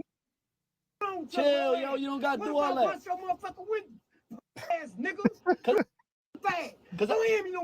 Look how worked up these people get over a fucking lighter. And they wonder why they shoot each other so much. I apologize. Apologize, man. What's wrong with you, man? I apologize. Ain't no apology. You and your lighter, man. I got What's wrong with you don't even have to do all that. He's so gangster, but he got a fucking COVID mask Fag on. lighter, man. You're not even a fag though. You look like What's wrong with you? like What, I'm not you gonna a lie fag? to you. I'm not gonna lie to You you. a Like fag? no, but like I find Okay, you Kid, it'll still light your What you joint. got lighter for? it's just These folks say it's it free. works. Listen, it works perfect. Man, That's a fucking $15-$20 lighter. No, for free. fuck on the mother- I'd scratch that little gay My bad. pride flag off it and be one happy I hand, man. apologize. You don't fucking look cute in this. That's gay. I ain't gonna lie to you. That's gay though.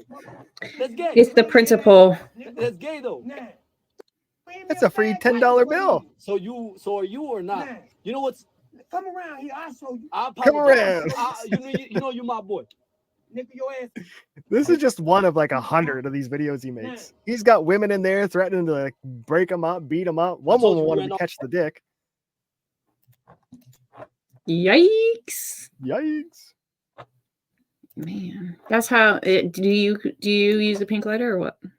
I use whatever lighter's available. Yeah. I don't care if it's pink. That used to be the thing. People used to carry pink lighters so when someone wouldn't take your lighter from you. 'Cause Wait, that's- I think I know someone that's like like one that. of the biggest stolen items is like lighters and Oh, maybe not. Yeah, I'm still mad about this guy called Luke Marcotta who stole my lighter in 11th grade and he could eat dicks. I said, bring this back to me. And he was like, okay. And guess what? 20 something years later. his I think we can mother- track him down. I can get it the Google I machine and we know. can find I him. know where his mom lives. I feel like we should really hurt do his it. legacy. Just kidding. Just show up at his house. Hey, motherfucker. Nova, you should show Divinity the Canadian house hippos. What? You don't have house hippos in the States? Is it anything like a lolliphant? No, they're house hippos. No, I don't. I don't have those. I don't think so. I mean, we could. We might just call them something different. They're like hippos, Okay. but smaller. They live in your house. Like, They eat your crumbs No. that fall on the floor and stuff. no. What? I don't understand you guys' private joke. It's not. Finish your book. Okay. The aftermath, chapter 9. In my humble tale thus far, I sought to stick to what I saw, what I heard, and what I knew. In this final chapter, I will cover what I think. As I skim across a number of subjects, I will thus be less rigorous and more given to speculation than in previous chapters. President Biden. You must never confuse faith that you will prevail in the end, which you can never afford to lose, with the discipline to confront the most brutal facts of your certain reality, whatever they might be. James Stockdale.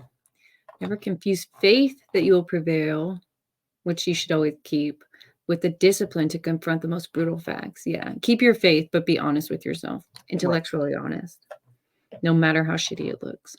Our founding fathers designed a constitutional process for selecting our president.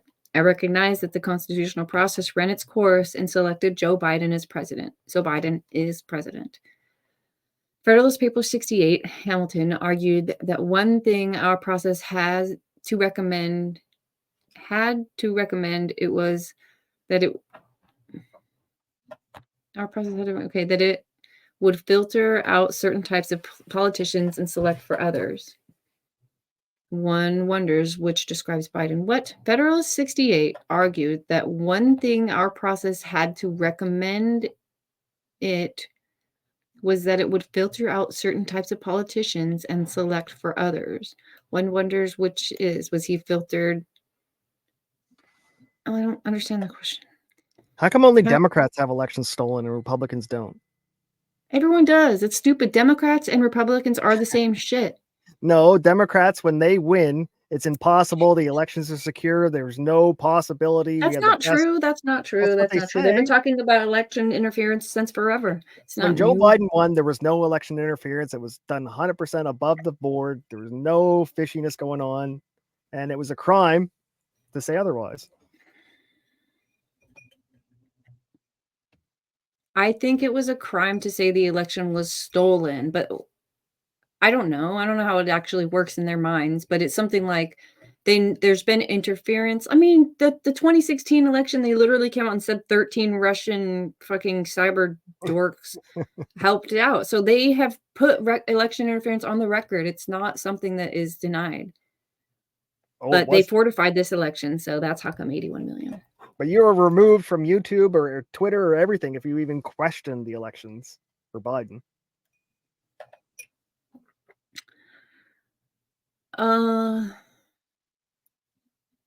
I think it's context, right? So it's most people are saying Biden stole the election from Trump because dead people voted, right? Which is true. Is it? Because we haven't seen evidence of that, Dead people except for voting? what, Oh yeah, there's all kinds of evidence of dead people but not voting. enough to swing an election, No. which is what we just spent 145 pages looking at. Like there were things that were maybe a smart thing to say. That's not one of them. That's what was parroted. So if in context, if you look at that and you're like, okay, well, what is it? Dead people. So Joe Frazier voted, so the election is stolen. You know, like, I don't know. I think doing that, like just giving like one or few names of dead people, I think that's just like the proof that it does happen. So you can't say it doesn't happen. Yeah, but how do we know that Joe Frazier voted for Biden and not Trump? Because it would have been on the record. What He do probably you mean? mailed in his vote with his signature of a dead guy. I mean, I have election cards from in here. Like when I moved here in the woods, I got someone else's election card, so I could have voted in their name. Sent to my house. Like, they don't live here. that's weird. That was very strange. Cheers. God, I hate when I'm minutes behind on a live Oh, stream. 2 minutes late. Oh man. Whoopsie. If you run really far to the west, you can catch back up. It's gonna do a 2-minute speed run. I could wonder, do it. do you think you could fly a plane and stay in the same time for an entire day? Oh, that's a good question. That's a weed question right there. You find out how fast the Earth rotates, and your plane travels at the same rotation, so you're always at like 420 for an entire day. Why would I would attempt that? That would be a fucking Mr. Beast fight. Yes. You could just have 420 flights. Right? Did you hear about I think it's Delta. My sister sent me this link. There's going to be an eclipse. Yeah, I sent it to you like 2 months ago. No, Dick, you haven't even heard. What else did the story say then, I just Smarty? heard eclipse. Tell me what else did the story say? There's going to be an eclipse in April. Well, I did give you a hint about Delta. What does Delta have to do with it? They're going to fly into it. I don't know. Brag. No, she sent me a story that Delta is actually having a flight, a eclipse viewing flight, which I think is so smart. Like all they ever do is fly from here to there and here to there. They could like, because if you look at the map, it only goes across like on a diagonal across like the eastern U.S. and across New Brunswick. Yeah, so I did know about the eclipse. I knew about the letting, eclipse you sent me 2 months ago when the other one went across America the other way. What? They're letting schools cancel, and they're having like all these watch parties for all the schools for the eclipse. In the places where it like where they can see it completely. Full eclipse, yeah, that's cool. I think it'll be 20 here years. In Nova Scotia, we're like, I don't know, an hour away, but it's still going to be like a 90% eclipse. The Earth rotates at 1,000 kilometers an hour. Plane can do that easy. Fucking a commercial airliner does 700 kilometers an hour. So private jet, no problem. Yep. So basically, all right, chat, start donating to the private jet fund. We'll make this happen. Yeah. Got to get our pilot's license, and then we're going to buy a plane, and you could totally trust us to fly. We're Sky Kinging it. We're not fucking selling out to the we're going to steal a plane? Okay. Yeah, we're just going to steal one. We just got to learn how to land one. No, you said Sky King in it. Oh, I don't want to tap. I don't want to tap out early. I just want to enjoy life. Big Eclipse has been lying to us, son of a bitch. Good morning, King of all Yetis. You don't have a jet that fast, mediocrity. No, we're gonna get a jet that fast. We're gonna steal one. It's whole obviously pretty easy. You don't have keys. She called our stream impotent. In that, there was nothing impotent about this. Well, Mercade is not on the stream, so gross. Okay, let's do this. That's why he needs the Baldo. The Baldo is for animal sex, and you know it. And limp men. Furry simulation sex. It's gross. I don't want to think about it. Let's get to our book. Talents for low intrigue and the little arts of popularity may alone suffice to elevate a man to the first honors in a single state. but it will require other talents and a different kind of merit to establish him in the esteem and confidence of the whole Union, or of so considerable a portion of it as would be necessary to make him a successful candidate for the distinguished office of President of the United States. Okay. The drafters also anticipated state-level corruption might disrupt the national election. They said it was also peculiarly desirable to afford as little opportunity as possible to tumult and disorder. But the precautions which have been so happily concerted in the system under consideration promise an effectual security against this mischief. The choice of several to form an intermediate body of electors will be much less apt to convulse the community with any extraordinary or violent movements than the choice of one who was himself to be the final object of the public wishes. And as the electors chosen in each state are to assemble and vote in the state in which they are chosen, this detached and divided situation will expose them much less to heats and ferments which might be communicated from them to the people than if they were all to be convened at one time in one place. So this is another, it's like, even if there's a little something happening in these 6 counties, like every state has its own people separate to, and hopefully separate from the drama. Right. By bifurcating the choice into, on the one hand, an intermediate body of electors, and on the other hand, a Senate to examine and formally accept the votes of the Electoral College, something else was accomplished. Because elections may degenerate into debate about corruption, at the end of the day, for an office such as the president, there needs to be a mechanism to guarantee that a selection is made. The system created by our Constitution, whereby electors are chosen and sent to an electoral college to cast their votes, then at a later point, the U.S. Senate, by recognizing and counting the electoral votes, accepts that decision, accomplishes that. No matter what goes on at the state level, no matter how corrupt the events there was U.S. Senate to look at the facts and by accepting electoral votes, certify the decision. That bifurcation guarantees that disputes about election integrity cannot swamp the overriding constraints that by some date a victor must be established. This constitutional process decides the presidency.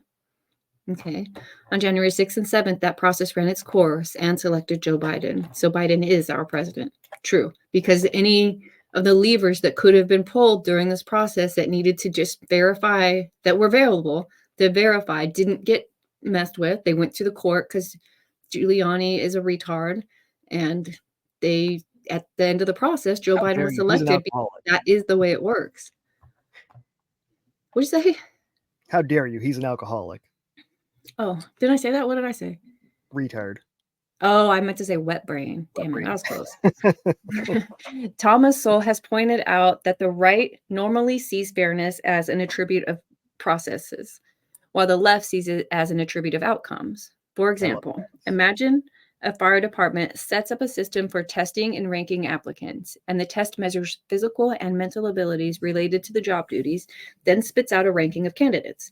In the eyes of someone who sees fairness as an attribute of the process, if the testing made no reference to race and purely measured abilities relating to job duties, then whatever the ranking is by definition fair.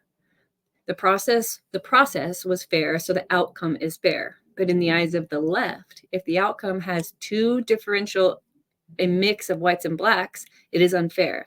That is why, says Sowell, that the two sides argue and never get anywhere. They can argue about fairness until the cows come home, but underneath that one word, they are arguing about 2 different things. One is talking about a process, and one is talking about an outcome. Yes, equality versus equity.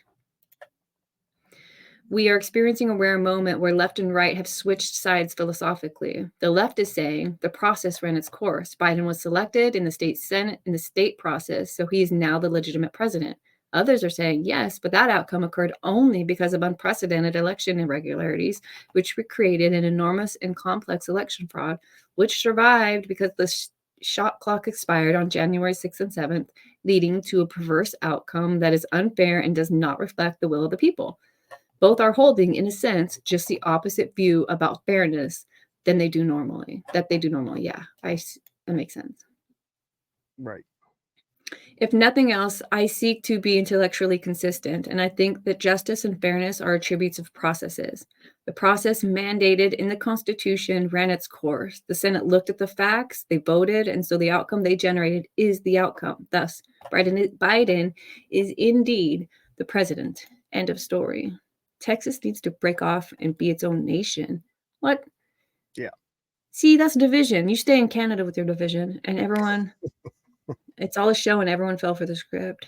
It would never happen. Mediocrity states tried that already back in the 1860s. Look it up. Texas pretends to be based. Ooh, shots fired. I mean, technically they started in like 1840s, but it was over by the 1860s. All right. Biden's the president. It would be tempting to use the left's own playbook against it by continuing to maintain "not my president," as the left said for 4 years under Trump. By doing so, one could force them to reveal their hypocrisy, as if further revelation were even needed.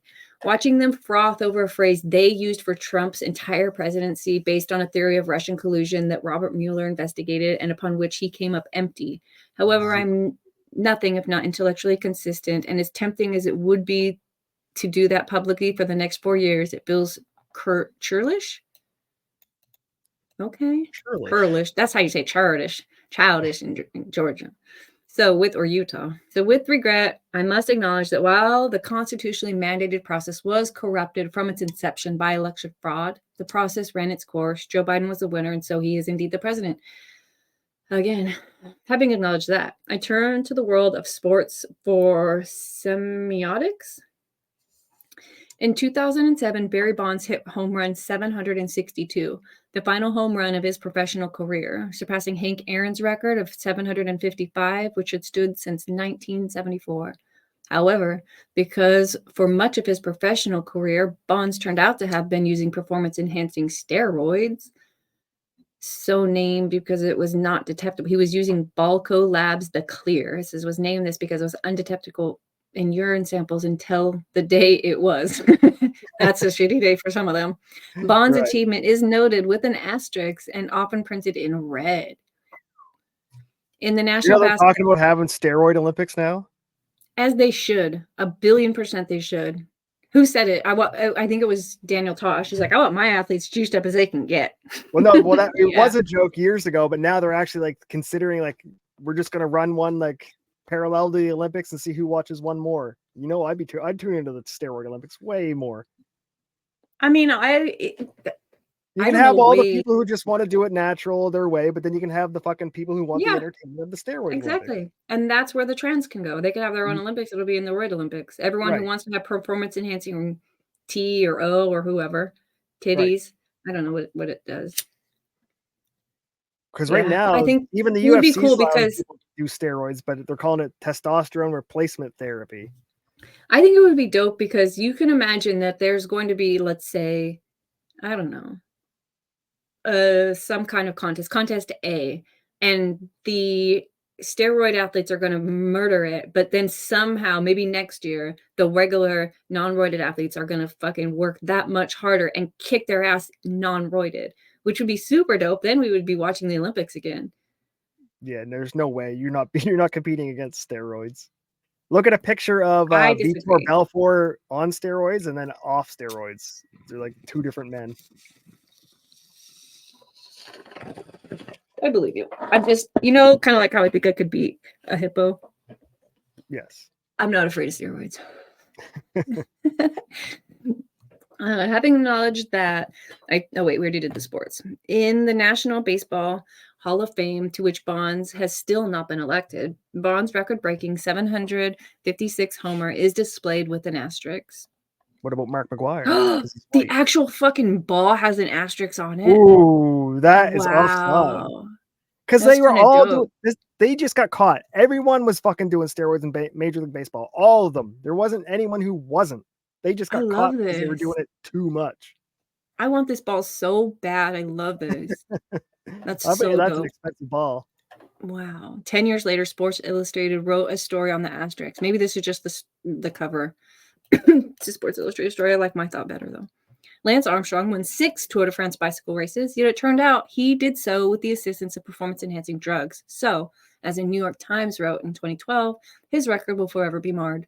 Yeah, I really, for some reason, I don't hate Bonds as much as I hate Armstrong. I don't Well, hate them, because but you know what I Armstrong mean. was doing the cancer. Oh, everybody support me, and he did the whole fucking like pity me bullshit, tour.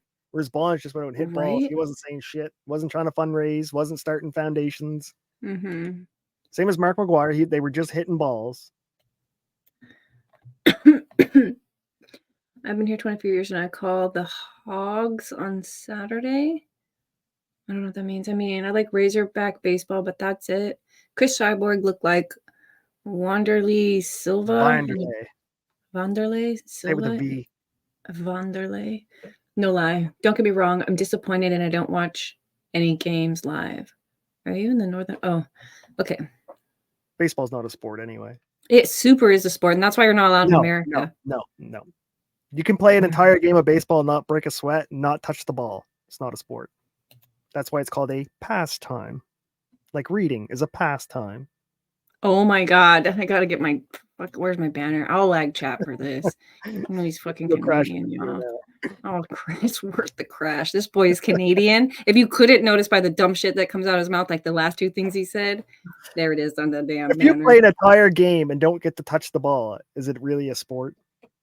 Dude, what are you talking about? The touching the ball is what the pitcher is doing, and he's doing so fucking well that you guys can't even think about hitting it. Not you guys. He's in doing general. so It's a pitcher's slow game. that the whole league is saying we're going to put in a pitch clock because these guys are picking their nose and finger fucking themselves for like 15 minutes between a pitch. Keep it up. So now they're coming up a pitch clock. Dan said, "Fuck you, Nova. I'll never marry you." I gotta get it on screen. Put a record. Where is it? There it is. Yeah, that's how we feel about baseball up in here. Yikes. Okay. You can have Lance Armstrong. I'll take Barry Bonds. Oh yeah, take the black man. Whoa. Typical Cali girl. Okay. Oh, I'm white though. Shouldn't it be dogs or something? I wasn't gonna go that hard on you. Wait. Okay, let's move on fast. I now adopt the same typographical convention for president with an asterisk Biden, referring to him as, quote, president with an asterisk Biden, accomplished 2 things. It recognizes that he did, in fact, become president through the constitutional process. It also recognizes the irregularities, such as have been described in the story, marred that achievement. Okay, I like that. President with an asterisk Biden. So Biden is indeed president in the same way Barry Bonds owns a home road record and Lance Armstrong did win the Tour de France 6 times. Oh, I like that. This is a really fun way to say it. Because I do believe it this way too. It's like he's the president. No matter what, cheating, whatever, he fucking cheated better than whatever it is. He did it. Whoever cheated better. I don't think that's how you should get in, Trump's but that is how he got in. And here's where Trump failed. He didn't even try to cheat. If you're gonna play the game, What do you mean he didn't? He didn't try to cheat. He just thought like, okay, let me ask you this. When he said, you can't answer a question with a question. What was your question? Sorry. How did Trump try to cheat? By saying maybe Russia can find us some of Hillary's emails. No, that's what the Democrats are saying. That's what I'm saying. That's the only example I can think of right now. I know he said it. I heard him say it. I don't think he tried to cheat, but if you wanted to look at it, how is that not an attempt to try? He should have tried to cheat. That's what I'm saying. He should have tried. Saying the other team's all on steroids, you should take the steroids too. Then it's a fair election. That's how I feel too. I am sick of Republicans not playing the game. You're like, look at the game. This is the game. Stop playing clean politics. What the fuck is clean politics? Right. That's the problem. That's. Uh-oh. Did we lose Nova? Did we lose me? Did someone get lost? Tell me, chat. Is Nova frozen or am I? Maybe I should get rid of the banner. I'm back. He's still Canadian. Oh, you're back. I got rid of the banner just in case it was that. Doesn't make you any more American, though. Stay on the other side. We need a wall, northern wall ASAP. You do. Actually, apparently you guys are getting invaded big time from our border. Like the cops are even saying it in New York and stuff. Wow. that most of their immigrants are now realizing they're coming from Canada because they can fly in as a tourist to Canada from any Muslim country in the world, and then they just get a cab down to the American border and walk across because you guys aren't guarding that one. Yeah, that part. That's kind of scary. Here we go. I didn't know this was going to be your cue. Trust the plan and the storm. I hear from otherwise sane-sounding people and read in social media assertions that Trump is really still in charge, or the military is in charge, or there is a plan, that this has all been a big four-dimensional chess gambit. And on March 4th, Trump is going to reemerge as president of the Republic, not the corporation, or some such. Oh, that is kind of how it's said. Yeah. It is time someone tells all such folks that is all delusional. Trust me, there is no such plan. Trump's people in the Defense Department have all left. There is no network of secret agents ready to spring a trap and restore Donald Trump to the White House on March 4th. It is delusional to think otherwise. The brutal fact of current reality is that as a result of a process riddled with election fraud, we have President Asterisk Biden. If enough of it could have been unwound by the middle of December, state legislators would have had something to think about in choosing their electors.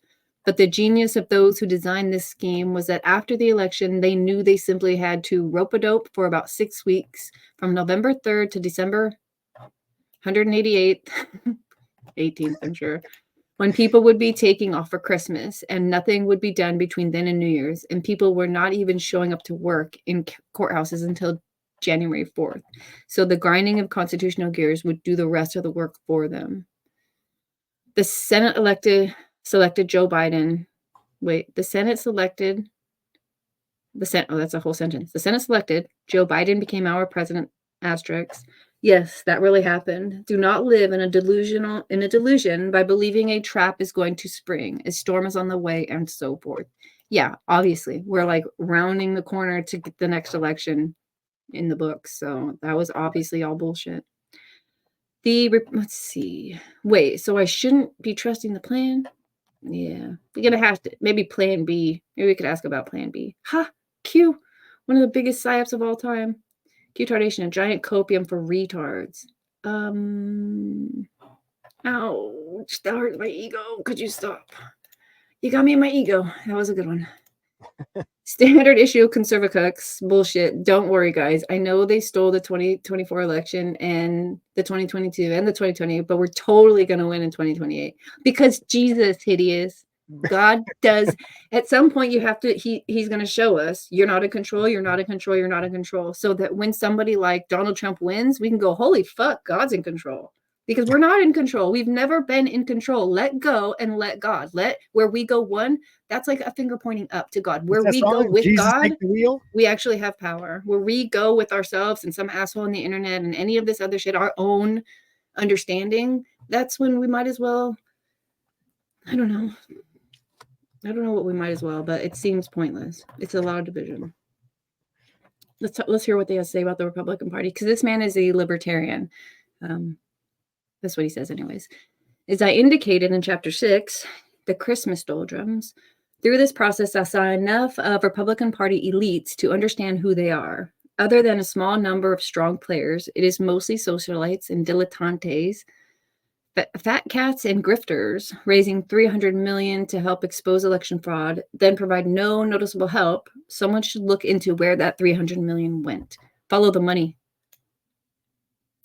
Q said that. I advise the reader, never give $1 to the Republican Party again. What a fuck. Did he say that about... Okay, I guess he started with Republicans. Like, damn. It's kind of a lot. I mean, whatever. In these recent months, I met 2 people for whom I can completely vouch. 2 people of whom I can say these 2 people are fully and entirely about helping the USA and are not in it one iota for themselves. Those 2 people are Sidney Powell and Mike Flynn. They have started and Xing it out from Nova. They have started an excellent organization defending the Republic, and they mean business. Give them whatever donations you would otherwise send the Republican Party. They will be putting the money into 2 different endeavors. One is organizing the to fight election fraud. The other will be focused on finding the right candidates to back and fund. If you want a one-stop shop, the one place you can give money to help the I can't believe I'm reading this. I feel like a fag. If you want a one-stop shop, the one place you can give money to help the pro-freedom side screw about Just send your money right to the White House. Screw about the Republican Party, then remember the two people I'm suggesting you can give trust: Sidney Powell and Mike Flynn. Bro, who wrote, is this AI British? If you want them to screw about the Republican Party, vote for the Tories, or what do they call them again? Sidney Powell. Tories, yeah. That's conservatives. Is that right? Wow, I accidentally got it right. What's happening in chat? Witchy. That's why people with 5 to 10 kids pre-slave labor. Exactly. Right. Always use the rules against your moral compass to your advantage. Except for render unto Caesar what is Caesar's and render unto God what is God's. Yeah. My grandpa said to follow the money, not Q. Well, I think Q is 100% all FBI agents. It at least was that. So I believe that it started as not that, and then it quickly turned into that. Right. I don't know how far it got out of Q. The mainstream media loves to talk about Q, and I've never seen anyone on the right talk about Q in the last 2 or 3 years. Yeah, Han said everyone just needs to stop voting. I disagree with that. I think you should keep voting. They hope that you stop voting. Just don't vote for what you're like. I know you guys probably aren't sheeple, but don't vote party line. Don't vote this. Like, look at what these people are saying. They possibly be lying, but whoever is telling you the lie that aligns with your thoughts the best, vote for them. If you want to make real change, you got to vote in your small towns elections, your school districts. It's weird, but the bottom of the barrel is where all your votes matter and can really make change. Absolutely. Voting for a president will change nothing. Voting for your school board and your town council will change a lot. Voting for the president gives you, in my opinion, I guess we have freedom of speech, so you can say whatever the fuck you want, but it makes your opinion matter a little bit more. It's like, I voted, so I have a say in this. If you don't vote, it's like, well, who cares? You could have made the president go one way or another. Right. But I think you should, if you don't vote, if you only vote in your local elections, that's a good place to start. Show up to your meetings. They're like every Thursday or Wednesday or some shit, probably. Show up. They tell you how they spend your money. They ask you how to spend money. They're like, they don't, like, you have a say. You have a very tangible say in what goes on with your local money. It's stupid. People are like, let's figure out what Biden's doing with Ukraine. You're like, whatever. You don't even care about what the local people are doing with your roads, and you use those. Right. And as like town council, you can like, we're not doing COVID policy. That's completely gone from our town. Yeah, you could totally. That's where the power is. People don't think so, but that is really where the power is. Hideous said, "Hands, you're a woman." She's like, "I'm indeed." He said, "Don't pretend you know things." She goes, "I know everything. Don't at me, Darth." Just her sassiness is my favorite. Okay, America's Mayor Rudy Giuliani. Ugh. I wish to repeat again that I have been a long-term admirer of Giuliani. I think he's a great American, but at age 76, he was not the right man to manage a complex litigation involving matters cyber, and certainly not while putting a lot of work into a daily podcast and other pastimes. He hates him for doing a podcast. He brings it up every chance he can get. He knows because he ain't got one. I guess. I also believe he is driven by motives like jealousy over who gets airtime, and not a guy used to working with or seeing females as equals. Ugh. I think this in short. You think this guy's what? Just a Democrat. I think he's saying he's a libertarian, but I think he's really a Democrat. He probably leans a little bit. Yeah, that left. I gotta smoke weed if I'm gonna deal with Rudy Giuliani. He's the worst. You're pissing me off because I keep hearing it now. I'm like, looking, where's mine? It's not. Fuck. Damn it! You could go get it. 4% seems a bit high. What's that like? I don't know what they're talking about. Okay. In short, he's grandpa. I love grandpa, but I don't think the fate of the free world should have been rested on his shoulders. That was an unforced error on the part of President Trump. As much as I kick myself with should haves or would haves, at the end of the day, I think that given this one error, no victory was possible. Numerous people who worked with Judy's senior team independently came to wonder who among its top members were working for the opposition. That is how weak it seemed. There were fine people on Rudy's team lower down, but it was so horrible at the top. Victory may have been impossible to win through them under any circumstances. And Rudy should have had better judgment than to take this on. He didn't care. He was clout chasing. The president was about to call him, and he made sure everyone at every meeting knew that the president had his number. It's like, you need to chase us. I hear you. I don't know if the number used by the military. I don't know what you guys are talking about. I kind of want to be in your conversation, but I'm going to keep trucking with this. The fox knows many things, but the hedgehog knows one big thing. This section is on Donald Trump. What the hell does this mean? The fox knows many things, but the hedgehog knows one big thing. What is that? How to dig? I don't know. You're trying to know what Trump doesn't do drugs either, which makes it a little more scary. Okay. The astute reader will notice my ambivalence regarding President Trump. Oh, I didn't notice. I have included flattering details as well as unflattering ones. I did so because I did not intend this to be a polemic arguing for one version of the truth. I wrote it from a sense of duty, as I felt I owed it to our country to relate precisely what happened in those days and what I observed. I have. What else may I say about Donald Trump? From my hours with him, I can tell you he's a smart man, smarter than I expected. He is more soft-spoken and gracious than I had anticipated as well. He's not the monster the mainstream media wish to believe him. He is tuned in on people. Bro, he said this already. He doesn't realize that the AI went through and read it to the end and then wrote the book for him, because all this shit is in the book. He said he wanted to hug him several times in the chapters. If you're right, it's not the same thing as ambivalence. At least read it once, right? But maybe he read it so many times. So I've written things. Just skim it. I had to put it away for a long time to look at it again and see my errors. I'm like, oh shit. Or your things brain like fills that. in the pieces that are missing that you normally catch. Yeah, it helps fix it because it knows what I wanted to say. When I come back to it later, I'm not so fluidly reading it. You're not you know saying what I mean? it in your mind as you're reading it. Exactly. So that might be what happened. Maybe he wrote it. I don't know. I don't know what's happening. I also think Donald Trump has a taste for chaos. Someone pointed this out to me as a trait of those who grew up around alcoholism. One of my mentors taught me that the first task in any leadership situation is to determine what's the mission and who is in charge. One needs clear chains of command to focus an organization. President Trump's leadership style, which is to throw a problem against the wall and have a crowd swarm in to fix it, seems more appropriate to me to running a marketing company than it is to someone running an operation with millions of employees. It's The Apprentice. Yeah, that's basically what you've been saying. Significantly, I think Donald Trump is a 74-year-old fellow who has lost friends over the years, and like all men of that age, perhaps clings to his remaining friends too closely. Fair. I was inside his operation from the wheels up, and I saw what I saw. Rudy was not capable of managing the effort it would have taken to defeat the deep rig. Thinking otherwise was an absurdity. I'm not even sure Rudy wanted to. Trump clung to Rudy from a place of loyalty, even after Rudy's disastrous hair dye meltdown press conference, telling me he would not entertain a solution that did not have Rudy at the helm. Donald Trump paid for his loyalty.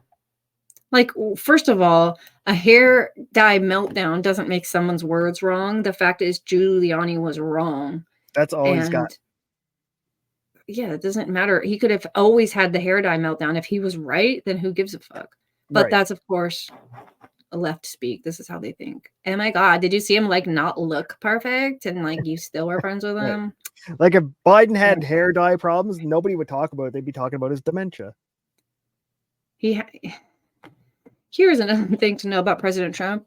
I look over all the evidence, his refusal to take the 3-foot putt, and it occurs to me that at some level, Trump may have wanted to leave.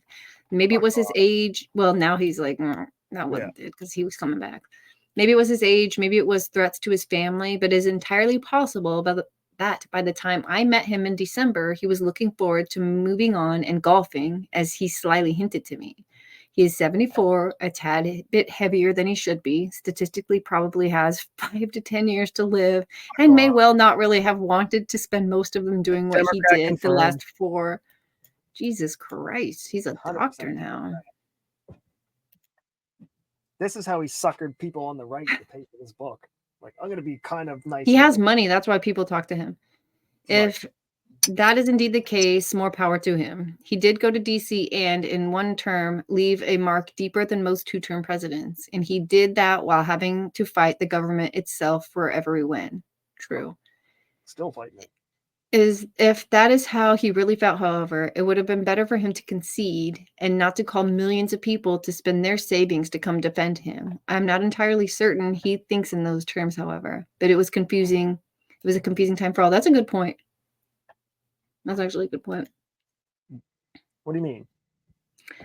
Calling millions to spend their money to support him.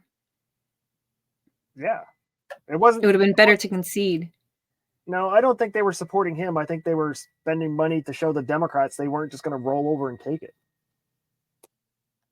But he's saying his theory is that Trump really didn't even want to be there. So he's like, if he didn't even want to be there, which is the way he's behaving, Trump why was he really wanted still to be asking for middle America to drain their savings accounts? Do you think Trump didn't want to be there and doesn't want to be president again? Fuck off. No, I think he totally does. Right. I think he wanted to then. I don't know. I think if Trump could change the law to have 3 terms, he would. Like, I think he wants that job. Yeah, I think so. Probably. It's the number 1 CEO job on planet Earth. His ego wants him to want that job. So for an egomaniac to not want to be president, fuck off. Yeah, I totally think he does. But this book is confusing because they infiltrated the White House. They got in there. They spent hours talking to Trump a half an hour, or something in the Oval Office, and then at the private residence where he ate meatballs. You remember the vegan murdered that cow? Yeah, I don't think there's something vegan meatballs either. There weren't vegan meatballs. The vegan was the person. The meatballs were for real, and he just threw away his values and principles because the president served him. And really, meatballs at the White House? Trump was definitely. It was Trump's mom's recipe. He's a mama's boy. Don't you doubt this story ever. But the point is, later he's going to tell us that the president was like, wait, what do you want me to do again? You wanted just to recount the vote in 6 places? Why didn't we do this? You're like, stupid. You told us how great and articulate and coherent president was. He knew exactly what you were saying. You couldn't wait for the ball to be on the roll. Now suddenly 6 weeks later, you have to retell him the same story. And it's just dumb. It doesn't make sense. I think this guy is confused about how this actually went down. Yeah, I do too. I have indicated a lot of ambivalence about Donald Trump. But for the first time, I have a clear understanding of the meaning of Donald J. Trump in our history. It is not about his mannerisms, his hair, his speaking style, his management style. What Trump did is figure out one big thing, like the hedgehog. The people of our country are suffering because elites sold them out. The people look at what has happened over the last 30 to 40 years and know they have been sold out. They understand that when they look at Trump, they are not looking at an elite, but one who wants to stand up, however coarsely, against the elites on their behalf. That is his source of appeal, and that is what causes so many to look the other way on his personal foibles, and that is probably 100%. I would agree with that 100%. Yeah. Trump, that's why people like Trump, because, well, that's why people who never watched any politics watch Trump, because he doesn't talk like a fucking politician. He talks like the average Joe in the fucking bar or the coffee house, right? He very much doesn't talk like the average person on the West Coast. If you ask a politician a question, they will never give you an answer. They will dance around it. They'll hint at which way they're leaning, but they won't say, yes, that's what I think. But Trump will go, yep, that's what I want. He dances around plenty. He's a politician, now we get to call him that. I don't have links that are going to show you, but he's bad at answering certain things he doesn't want to do. And all he does is inflate himself. Oh, himself. Yeah. But I don't know. I thought you get more honest answers out of Trump than anybody else. He repeats what the people closest to him have told him. Unfortunately, that's like Giuliani. Only Rosie O'Donnell. That's funny. But no one else, no other politician would ever talk that shit. in that aspect, I do think you're right. We And did that's get why a lot of people that kind of shit out of him. and I think that's where people took But him we from don't elite care. Who to cares hey, about he's who he kind of like one of us. He'd say what I would say, you know, like that's where I think he became more of Yeah, a but commoner. that's not the scale we measure our politicians on. Like how Is Princess he Di honest became a like commoner, Vivek right? was when That's why brought people loved her. a political question? Was he honest, or did he dance? He danced during political questions and he gave you honesty about the social bullshit and that, like, I don't But know. he gave you some honesty. It's any honesty. There's no honesty coming out of any other politician. That's why. Like, think Princess Di. It She was was refreshing. commoner's It was princess. refreshing, but it wasn't presidential. So it's like when he kept doing it, it's like, fuck, dude, pull it together for like 20 minutes. Like, just don't be Trump this time. And that's why I think Middle America, the Rust Belt rednecks, fucking loved him because he would just fucking, you know, whatever, dude. Fuck it. I guess. Doing podcasts, that was unheard of for a president. I didn't know he was doing podcasts. Yeah, he was on Jesus, what are those dudes? I can't even remember their names now, but he did like 3 or 4 different podcasts as President Trump. The Nelk Boys, I'm something? sure. Well, I don't know this for a fact because I didn't pay attention to Obama, but Obama feels like the kind of guy who would as well have done podcasts. No, because he wouldn't be able to answer questions. Fuck off. Obama was such a great speaker. No, but he wouldn't let the questions be asked. That's what I mean. He wouldn't You even think? risk someone asking him the hard questions. I Like, why don't did you think- kill those kids in the wedding? Just doing podcasts with favorable people, maybe. They wouldn't even think to ask certain questions. I think I don't that's know. what This is dumb. I think that's probably one of the biggest red pills too, is the creation of podcasts. Because now people like Joe Rogan can sit somebody down for 2 or 3 hours and ask them questions, whereas before the legacy media would only get 22 minutes out of an hour show that asked like point blank questions. Like, so it was just like you wouldn't learn anything about the person. And now with podcasts, you can be like, oh wait, I like how this person talks, or this person is dirty as fuck. Mm-hmm. Like Gavin Newsom. Gavin Newsom's a prime example. In all of his commercials and stuff, he comes off like a normal person, but when you see him talk for longer than 15 minutes, he's a complete evil motherfucker. King of All Yeti said, that's what gets me. The massive retards think that Trump is the first and only politician to ever lie, like Joe Biden. Biden didn't have to drop out of multiple presidential races because of lying. Right. Yeah. And everyone forgets that Joe Biden did the eulogy for the head recruiter of the KKK, Robert Byrne. Yeah, and his son is On the video. worst piece of shit like ever. It's funny, the things that they were going to accuse Trump of, it was almost like, are you sure? Because the next guy. Through accusation. How does Viva say it? I don't know. I don't watch people. But that's what you always do. Like, you accuse the other person of what you're doing yourself. That way, when they go, wait a minute, you're doing it to me, you look like the idiot. They have no like thought of the future. They're like, in this moment, these things we hate, and you're like, okay, here's your new guy. Let's apply those things. How is his family and son? How is his, track record for lying? How is his track record for siding with white supremacists? Like, how is his voting record on crimes, drug crimes? Like, all of these things. Like, oh yeah, all that's fine. It's fine now.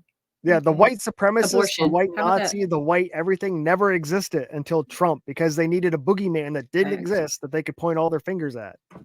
Confession through projection. That's it. Yes, that's the exact word. King of All Yeti said it.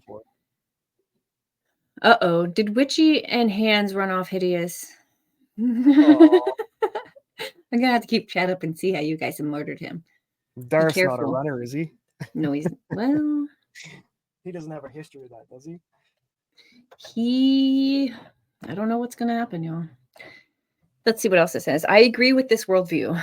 I formed Deep Capture, his website, deepcapture.something, 14 years ago to document a war I would be waging against the same forces. The USA has become an oligarchy, and is it oligarchy or oligarchy?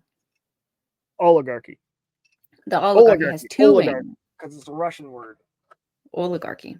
Yeah. Wall Street and the deep state. We are a republic grown corrupt, and the nation is not being run for the benefit of the people. Check. Trump's movement is inspired by the same reaction to the world that inspired deep capture. Check. Trump gets it. This is a weird paragraph. The problem is that Trump's personal foibles leaked into his management. Even his admirers told me that the chaos I was experiencing was par for the course for 4 years. Being president is not a branding exercise, and the management style one might take in approaching a branding firm is not right for running an administration. President Trump is intuitive, so it is said, and not one to do heavy homework like reading a full PDB, press day brief. Let's make that up. Anyways, Probably just like your daily brief. Yeah. In this case, that resulted in him not understanding his full powers or the course of action that was available to him. He left the details to personnel, but his personnel choices were terrible. Exactly. Indubitably.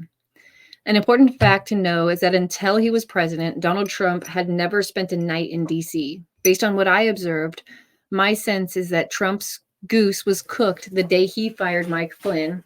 And remember, it was Pence who demanded Flynn leave. For the next 4 years, Trump got handled by the bureaucracy. It is indeed a wonder Trump got done what he did, but I'm confident that had Flynn been there, history would have been completely different. My anguish for Trump is that he wanted to be a truly great president. The opportunity of the century presented itself in this form. If he had used his powers under proper executive order to send in federales of one flavor or another to audit the paper ballot backups of those 6 counties, I believe what would have been exposed would have shocked the conscience of America. I believe it would have justified a ripple of such audits around the country, and people would have finally grasped that the most fundamental act of our political life, voting, has become deeply compromised. If the ballots in each of the cities that interrupted their vote counting turned out to be as crooked as I believe, it would have created an impetus for reform around the country, finally.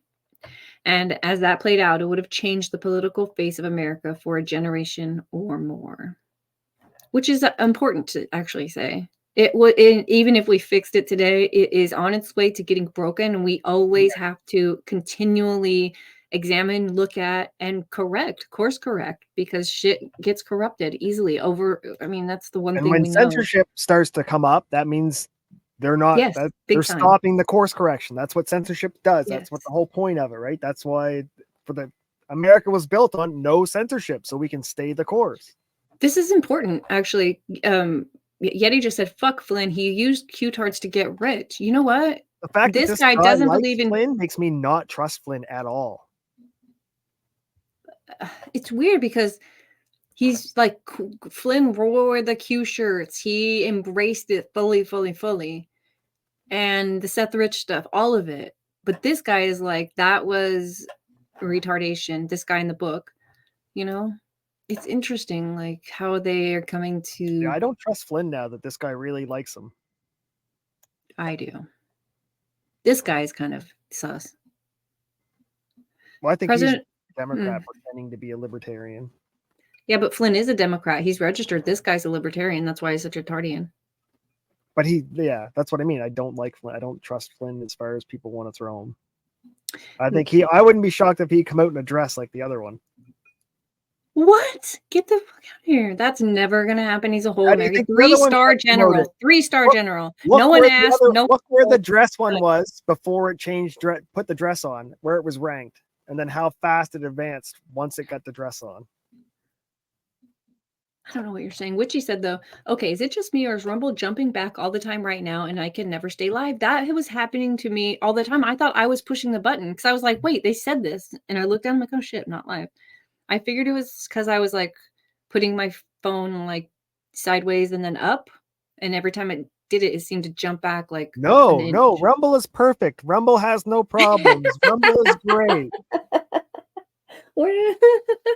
But YouTube Junior now, that, if you were asking, complete trash, and you'll need to YouTube hit Junior is live. trash, complete trash.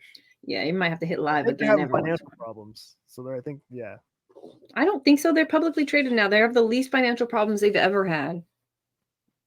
I'm going I to don't talk to know. somebody That's what tomorrow. I hear. That's what I hear in the dark corners, that Rumble's not doing so well. Really? Let's investigate it. That they put too many eggs in too many different baskets, and now they don't know how. You know, Who told you they this? made a big Well, swing. I think Rumble made a big swing, signing all these organizations and all these creators, and it's not paying dividend like they expected it to. Like, There's remember, gotta be a way. Wait, they're taking revenue from super chats, right? And that when those super chats aren't coming in, well, let's just take Ricada for example. When he was getting like 20 grand a month in super chats, Rumble was getting 30 or 20% of that. And now Ricada's getting $16 in super chats. They're only getting 20% of $16, but they paid him a lot of money because they thought they were going to make this much more, and now they're not. So they're losing money. it was a 1-year contract, and for most of that year, they did make pretty decent money. But I mean, I would encourage you to not look at the lens through Ricada. Like that they the thought, life no, that's what I'm saying. Like other things, like signing the slap fights, like, okay, that's not something that's going to last long term. It's, you know, it's stupid to watch. You watch it 10 times, you're like, I'm never watching it again. Okay, I don't know this on my Rumble. It's hey, like, I have a question for you then. On Thursday, I'm sorry, I'm gonna interrupt the book momentarily. Go get your drink, smoke your pot, and do what you need to do. Pee, change your diapers for the Biden crowd. Do the Bidens, yeah. On Thursday, my show is going to be during the morning, just like this, instead of at night, because I'm going to have on Sammy C, who is going to talk about God. But I do know that he has a lot of Rumble information in his brain, at least from what I gathered watching him on a different live stream. There's kind of a couple questions here. Did you want to be there for that? I can, yeah, if you want me. Or I can well, it's God and Rumble, so I'll let you decide then. I'll send you the link and the time comes. It's going to be exactly the same as this. You can decide in the next couple of days if you'd rather just be a chatter or if you want to be up here interrupting. I'm just doing a proprietary search here to see what the Google stock's looking like. Okay, but on Thursday, I'm pretty sure this. That's not pretty. It's not. Say more. 1 year to date is not Google stock. Okay. Or not Google, Rumble. Sorry, Rumble. Rumble. Okay. On the NASDAQ, it for the 1 year went down really bad. It rebounded, but now it's back on its downward trend. I mean, that's going to happen. They were never traded before, right? So any money. You usually open low, right? When you're a new company, you open with your lowest price, your base price, and then you work your way up. Hey, we'll do this on Thursday. I'm 100% sure that somebody else called Sammy C knows the answers to your questions right now. But I don't. Well, yeah, but I'm going to talk like I don't know anything. No, that's not your shtick. Doesn't that sound right? Doesn't that sound right to you that your initial opening price would be your lowest price? I would think, yeah. Unless, of course, they were really what do you call it? Ambitious, and they're like, yeah, that wasn't the fit, and has to kind of find its actual spot. Reality strikes, and you start tanking. So according to this little graph I'm looking at, they started at $16 or $17 dollars, and now they're down to $6.91. Go to 5-year. That's not something I want to invest my pension in. I wouldn't recommend that, no. I would put a little bit in it, though. It's down 57%. You would put money into that graph? Yeah, I would. So it opened at $11, and now it's $6. That first lost $3. Listen, if you have $7, you can own one of these, right? One little share. If you have $70, you can get 10. You can get in while it's down right now, and you just have it, and you don't look at this for another 10 years. You never look at this again. And if Rumble does take off like YouTube does, you go back and you're like, wait a minute, I think I own some of this. You have to look at it. Huh? It's not Ricada's case. You can't just ignore your money that's invested. Yes, you absolutely can. You shouldn't be investing your money in something where you want money next month from in June. If you would have saw that first big drop spike in June, you could have took all your money out. No, see, that's the thing. Well, okay. Do you not invest?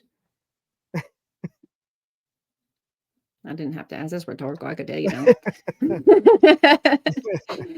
Okay, well, If you like I to don't. buy I'm low, just there you saying, go. If you like to buy low and have good optimism, then now's the time to buy.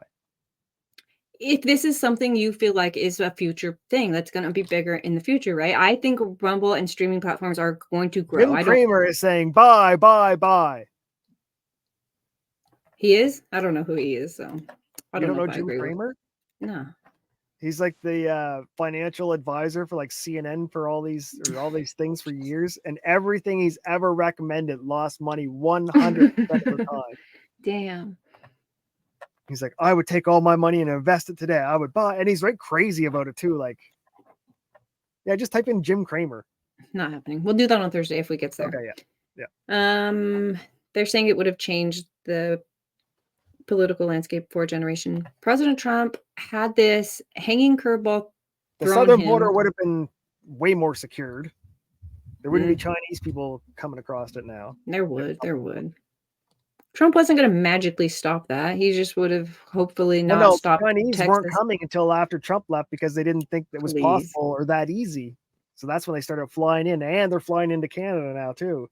So you guys are getting fucking royally Trojan horsed for diversity. That's why I don't know whether to be angry for him or weep for him. This guy. Kramer is saying to buy. I think he might be equipped No. to run a business, but not a country. I don't think he has the mental power to run a nation. Not that he's dumb or has dementia. I just don't think that's his wheelhouse. Just like it's not my wheelhouse to do brain surgery. Right? Okay. Literally did it just say it did it just as you read my chat. It's been happening to me 3 times this stream. You should come watch the Steel Toe morning show with me and my homies. Am I going to get the smarter? I will go for it. No, Steel Toe is Nick Rekieta's boyfriend. Oh, the guy Aaron, from the hot tub. Aaron is Nick's boyfriend / lover / yeah. No, Kramer's not saying to buy Rumble stock. Nova just said that because he's an asshole. I know. If you see Kramer saying that, run. Take all your money. Run. I don't even watch CNN. You got more problems than knowing this guy's name, I think. No, Jim Cramer's famous. I guess. Debunking, retractions, conspiracy theories, and where's the proof? Debunking. A year ago, I was in face-to-face conversations with a journalist who brought up Seth Rich. I told her the official story, but said it had holes in it, adding that there was an alternative story explaining his death, which I sketched out. She took out her iPhone, searched for 5 seconds, and said, "Oh, no, that's been debunked. The story of Seth Rich's murder has been debunked." What was interesting about it was that she had not actually read anything. She just found a title, top Google search, Seth Rich debunked, in an NPR story, Conspiracy Land debunks NPR, theories about must be. murdered. Yeah, that's all trash. That was enough for her. The headline. That's enough for all of them. A friend has complained to me of a husband whose thinking is similarly shallow and who uses the word debunked to forestall having to do any research or thinking for himself. She told me she has a recurring frustration fantasy of someday bringing another man home to bed and making sure her husband catches her. The left-hard bitches are fucking weird. What?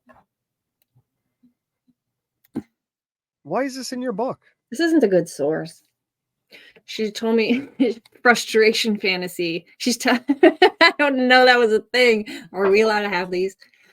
I need a manual for the marriage thing. You can kill the person for not even go to jail if you catch them.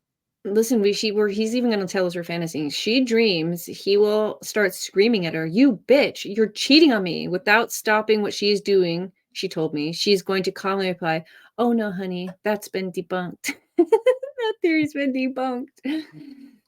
That's extreme. Be careful when you hear the words debunked. It might mean your spouse is a whore. It is a mind hack Urban that gets Dictionary. people to stop thinking for themselves, along with the phrase conspiracy theory. That's a fact. Actually. Conspiracy theories are now spoiler alerts in the Urban Dictionary. Yeah. Spoiler alert, this is gonna happen. It's This not is gonna if happen. not That's how they get now, away with check it. They say, see "Oh, that's a conspiracy theory," and then everyone's like, "Oh, whew, it's not true." Mhm. Yeah. All the Bunch of normies. kooks. Retractions. These are analyses that I have not revealed so far. Oh, there are analysis that I haven't revealed so far because they have been muddied up with the subject of retractions. For example, one researcher argued Biden's vote numbers in Michigan do not match Bradford's law of 99.999 significance level. Updated. Benford's law has been used to prove election fraud in the past. Joe Biden's number in Michigan are 99% flawed. November. Benford's law concerns the frequency of the appearance of leading digits in large sets of data. What? Their analysis that I have not revealed so far because they've been muddied with the subject of retractions. Example. One researcher said Biden's numbers do not match the Bedford's law at the significance level. And then the update was, graph, remember? huh? Yeah. That was the F graph. Yeah. Leading digits in, I don't get it. I don't understand. Bedford's law concerns the frequency of the appearance of leading digits in large sets of data. It's What does that mean? Possible to have happened. Okay. That's what that law is saying. Nassim Taleb, whom I respect and admire, challenged this Bedford law analysis on a number of grounds. One being that, I'm saying Bedford, it's Benford's law applies only in data sets with a wide distribution of orders of magnitude. An excellent discussion on Taleb's argument can be found in this video. Let's see if it exists. Just for So a Democrat's funsies. gonna try to Guess what? It doesn't exist, so it must have been real. Interesting. That video's conclusion is that Taleb is correct to say Benford's law does not apply here, but that there is much better statistical evidence to make one question Biden's win. That evidence was discussed in an article, The Cortez, the statistical case against Biden's win. Statistics continue to cast real doubt on the probability of a President Trump loss in the election. That's just the Democrats trying to explain that F away. I'll put this in the chat if anyone cares. It's asking. Oh wait, it's not asking me to sign up anymore. I will show it to you then. Foreign-born workers surge under Biden account. 1/5 of the labor force and still growing. This is all election shit. That's this statistics. I think that's what happened. It's like the news amplified the dumbest things so that because, not just the left or headline readers, so many people don't think or don't take the time, think they have it or choose to allocate it to reading and learning past a headline. So they know that it's going to work on both sides. Right. So if they're like, there'll be somebody who's out there just dead people voted when they could be saying like, the machines were connecting to the fucking Chinese and changing the digital wall thermostat. Like that is a way more interesting thing to say and know than to try to, you know what I mean? Right. I don't know. And like you said, all they had to do was run out the clock. As mentioned in this, did I read this? No. The statistical case is admittedly circumstantial rather than conclusive. But the numbers also firmly point to the intense improbability of the accuracy of the present Biden lead. The statistical case provides more than enough reasonable suspicion to require hand recounts and immediate investigation into fraudulent activities, including the new damning revelations of on-the-record whistleblowers. There are 4 key elements to the numerical thesis. So this is all it would have been here, the Cortez statistical case against Biden's win. Stats and numbers are so much more interesting, but like crazy shit, I don't know, people want to talk about the dumb shit, the Sharpies and the dead people. And a lot of people can't follow the numbers too. Yeah, that's true. It's like OJ and the DNA. Or there's something right now that's really confusing me. in one of these cases. And it makes me feel like, damn, I can't remember what it is, but it does Brian have that. Koberger's IgG DNA. Probably that's going to be one of them. All I can think of is pasta and noodles right now. There's a lot of things perplexing me. Okay. As mentioned in this story, Rudy's team generally could not find a local counsel because while lawyers wanted the work, once they started getting death threats, as their Pennsylvania lawyer did, they would drop out. As I have shown, in Michigan, an election board member had her children threatened. Elsewhere, a state legislator gave vigilante-like instructions to her soldiers to take down anyone working to unravel the election steal. We had numerous witnesses around the country to tell us they had received threats, and several did receive protection for some time. We read this already once, this must just be the end recap. Interestingly, though some of these threats were open, the one against the election board members and the one by the state legislator, and even televised, nothing was done about it. It became normalized to make those threats from the left. I believe it did not take much of that to chill the discourse seriously. Once it was national news that such threats were being made and that there was no police response, it seemed like the whole nation was disoriented. That is the context within which one has to take any talk of retractions.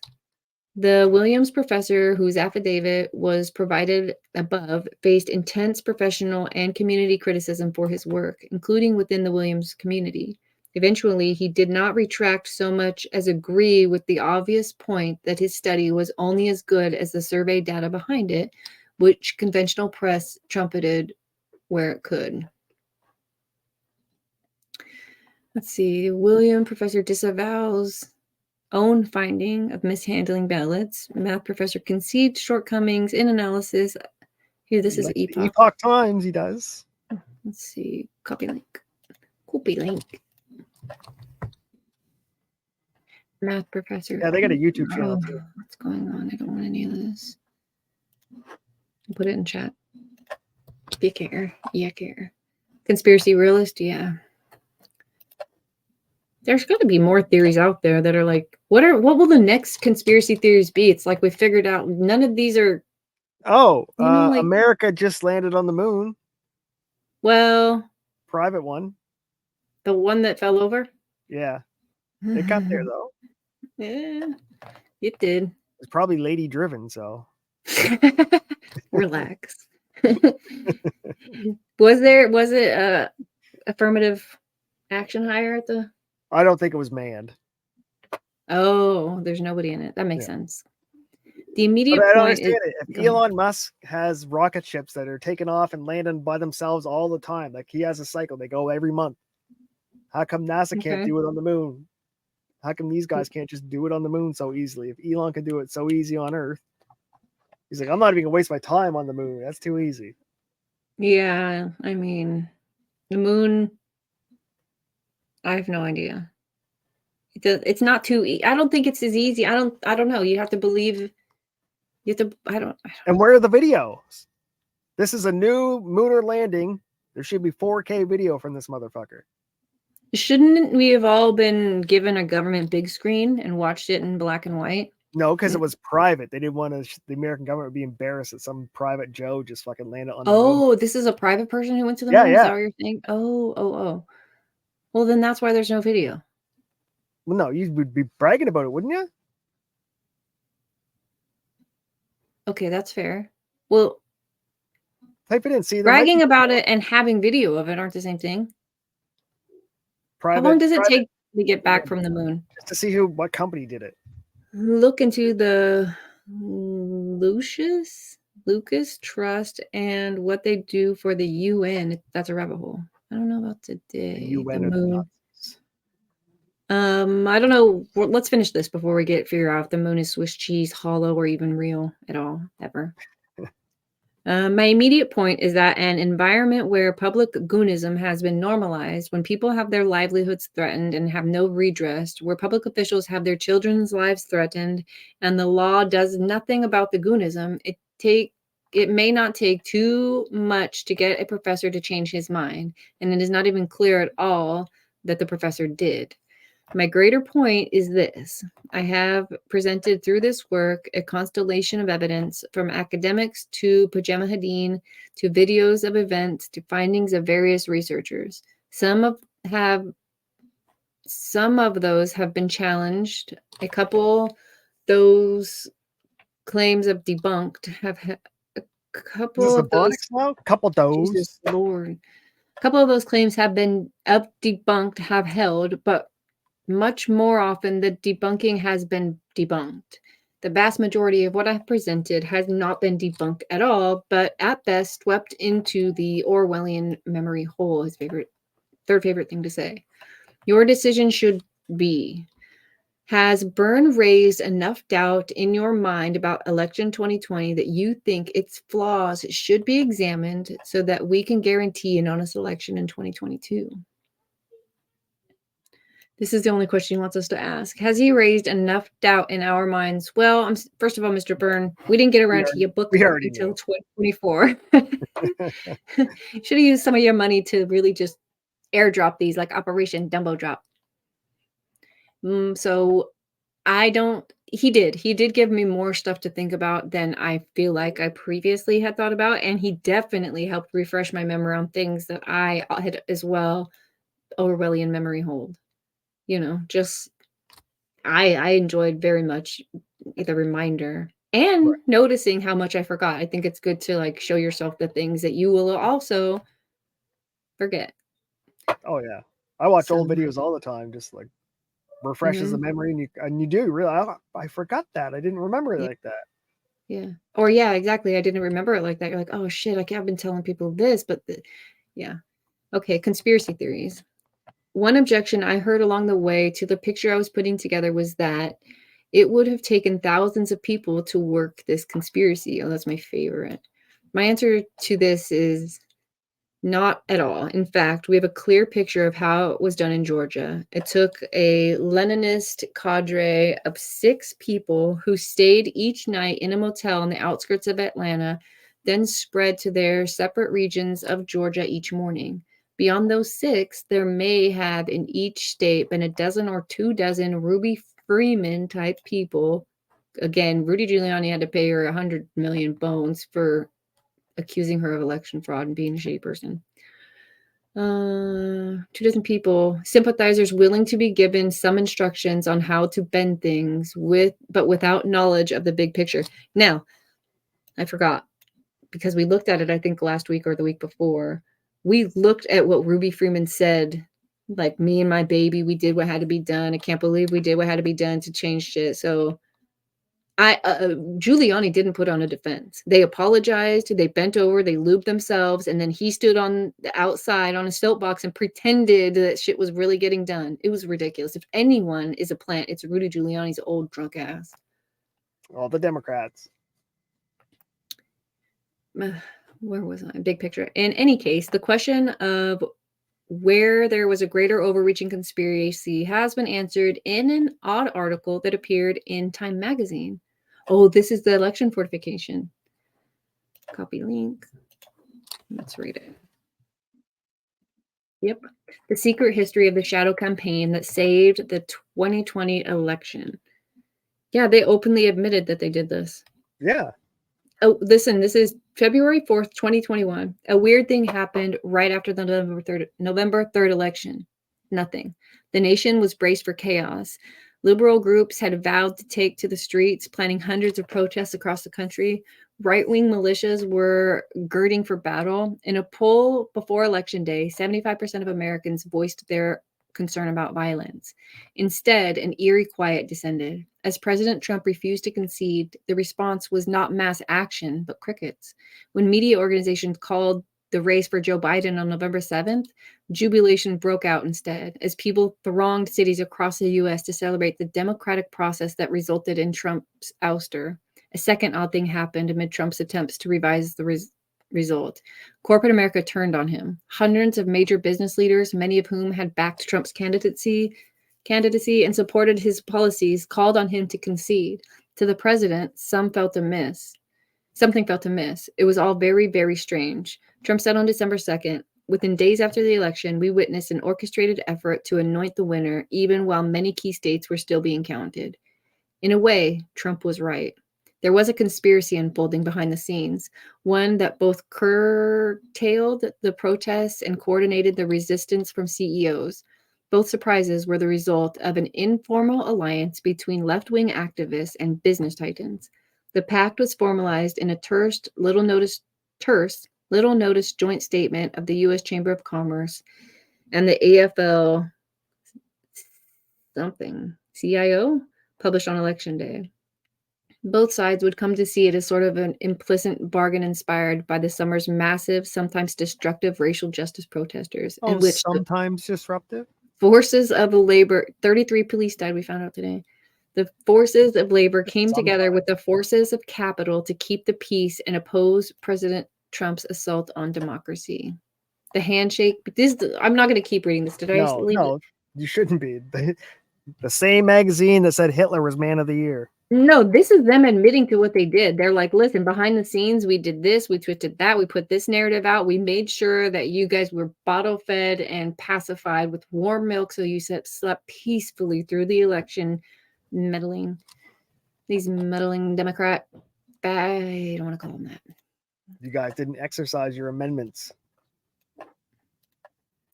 What? Well, the president was the one that would have had to do it, and he wasn't listening to anybody except that's why you guys have guns. Leone. No. That's why you guys were given guns, so you could threaten the politicians to do the ethical thing. That was the whole point.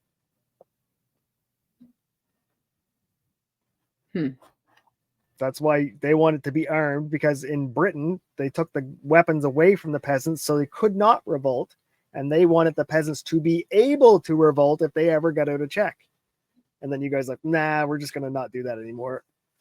Well, they had it in DC. You're like, it's a no gun zone. We're like, fuck.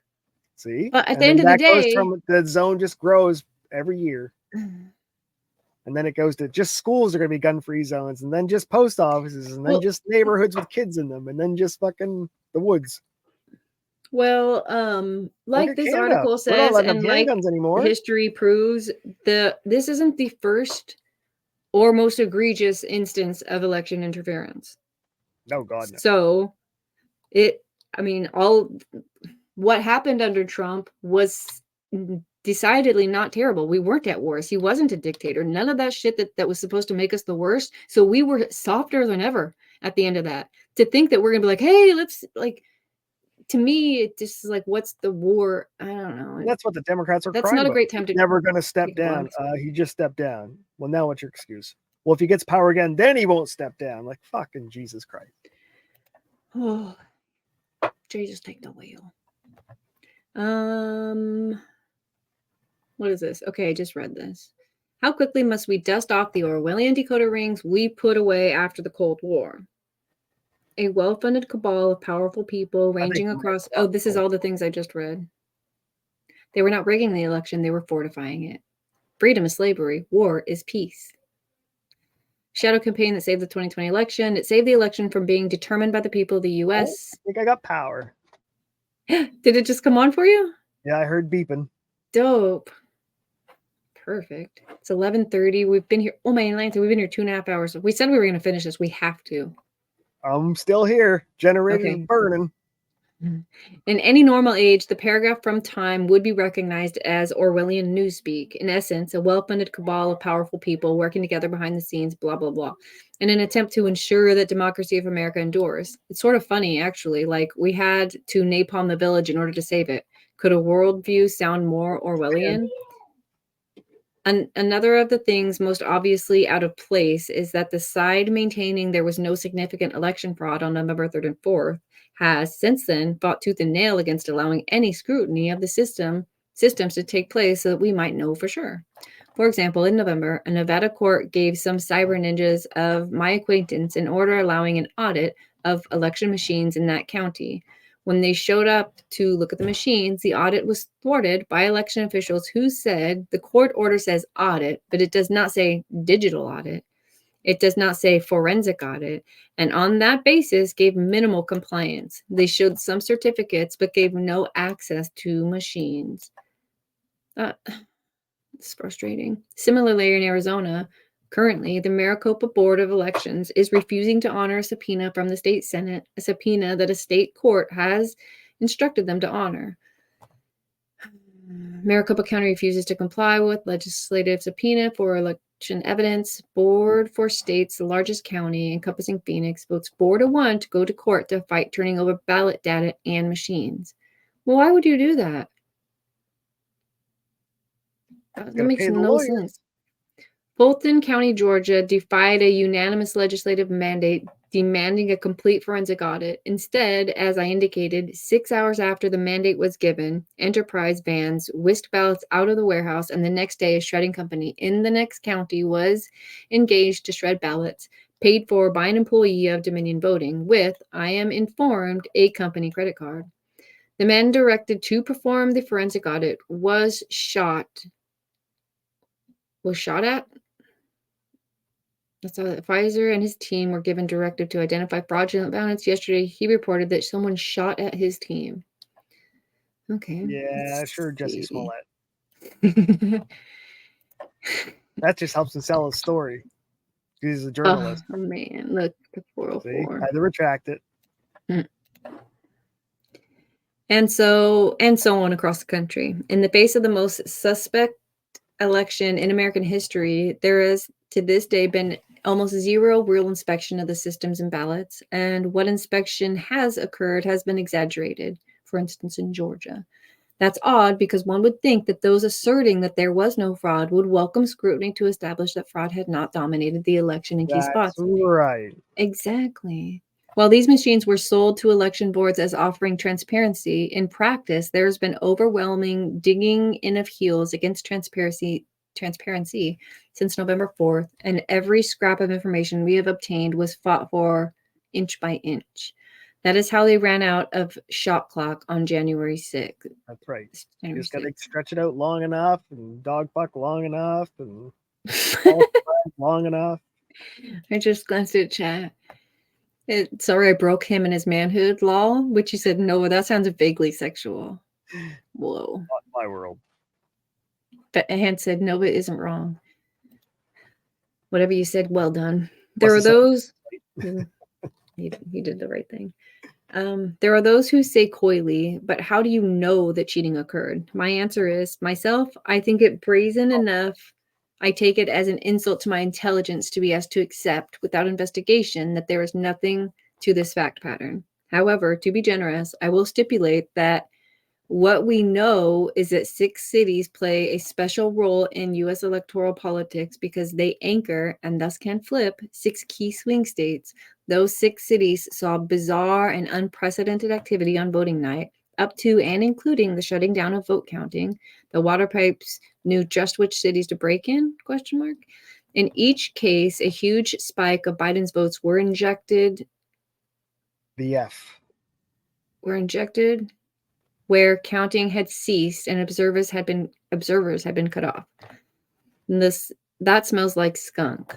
Let's open up the boxes with all the paper ballot backups and recount the whole thing on live stream TV. There was a reason the machines were sold to us as always having the paper ballots as fail safes. And if there were ever a time to use it, now would be that time. And while we are at it, we should forensically examine the machines as well. That is what should have happened. It's so true. Like, why do we make sure you got machines that could do all of this? Why is there a fail-safe for what if it's unquestionable? By federal law, all the election materials used in the 2020 election must be preserved for 22 months. This was my question when we read last week that they took the 10 tons or 3 tons of shredded. That's a lot of paper. My question was, don't they have to preserve them for some amount of time? Like, how are they literally, it's November still or December. How are they shredding these? Preserved. That's why Clinton was in trouble for deleting her emails. There are efforts to keep investigations running, court cases and Senate hearings and such. I believe that one breakthrough anywhere will generate evidence that will embolden state legislatures to get more aggressive, demanding their own local independent investigations. But everything got thwarted with J6, right? Like they just, it was, whoop, they don't have to do any more work and it's, oh, I'm busy with this. Oh, I'm busy with this. And then it just all went away. Still, the opposition had achieved its primary objective. It made it impossible to audit any of the materials meaningfully before the state made its decision on January 6th. Now it continues to fight against transparency, knowing the revelations that would come from a full audit would shape Americans' belief about the need to reform our election systems. With luck, before it is all destroyed, in at least one of the cities in question, there will be a real independent forensic audit. If the results are what I think they will be, then that will let an informed electorate make a decision about how many more cities and locations to look at. This never happened. Spoiler alert. Right. Why does everything seem surreal? The weak hypothesis. What scared both Flynn and me, what drove us both forward whenever we asked each other, what are we doing here, was the possibility our nation is living through a psyop being executed with military precision. It sounds far-fetched to most people, but to us both, it was an obvious possibility. What America has experienced for the last year has been a psyop like ones we have used to destabilize and impose regime change on other countries. Yeah, I think that's what we said earlier. Like, they do it everywhere. That's that Yuri Bezmenov. I said we should watch his video sometime. Yeah. The stages of regime change psyop are demoralize the country, disorientation, crisis, and then normalization. It takes little imagination to fit to this paradigm the events of the last year. Demoralization through COVID, disorientation through Antifa and BLM, crisis, election counting stops in 6 cities and swing states, and then a surprise. Normalization, the media gaslight anyone who sees anything odd here. Regarding step number 1, the demoralization in COVID. How reasonable is it to suspect that COVID may have been used in a plan to hijack the USA? I'm not referring to the origins of COVID-19 or asserting that it is was deliberately released as part of such plan. Yet, however it started, once in the open, does it seem like there were those who sought to take advantage of it? Might they have wanted the pandemic to be worse than it needed to be? Yep. Yeah. That's why disease X is on its way. Let us look at some things that are now known to be true, but which caused many hysterics when they first arose in the public discourse a year ago. I'm a real doctor, not a medical doctor. Okay. Hydroxychloroquine. In 1983, a couple dozen other college students and I traveled to Asia to attend a seminar in Beijing. We were all instructed to take hydroxychloroquine prophylactically while there, increasing the dose at the onset of malarial symptoms. Hydroxychloroquine had been around for decades back then. I vaguely remember some statistic like of people who take it daily for 10 years, 2% will develop heart arrhythmia. But other than that warning, and one that slight dizziness might occur when one first took it, HCQ was described to us as being quite benign. It was the most widely prescribed drug in the world.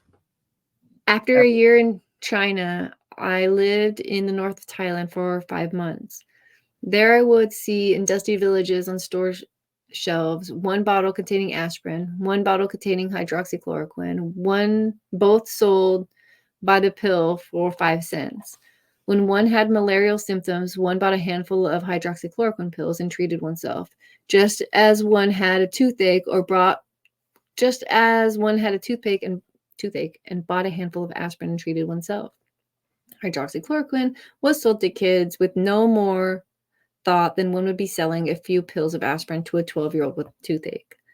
Right. Thus, when last spring doctors started reporting favorable results with early treatment of COVID-19 using hydroxychloroquine, it was with some surprise that I saw the mainstream media go apoplectic about this suddenly dangerous HCQ. Talking heads on mainstream media discussed whether or not in extremis they would take, in extreme circumstances, they would take the drug. Remember, it was that people were taking fish food and all this other stupidness. They were trying to say people were killing themselves, and so they were talking about it as if they were discussing some radical new form of chemotherapy. Yeah. governors got in on the act, creating special orders making it impossible for doctors to provide HCQ for off-label use in their COVID-19 patients.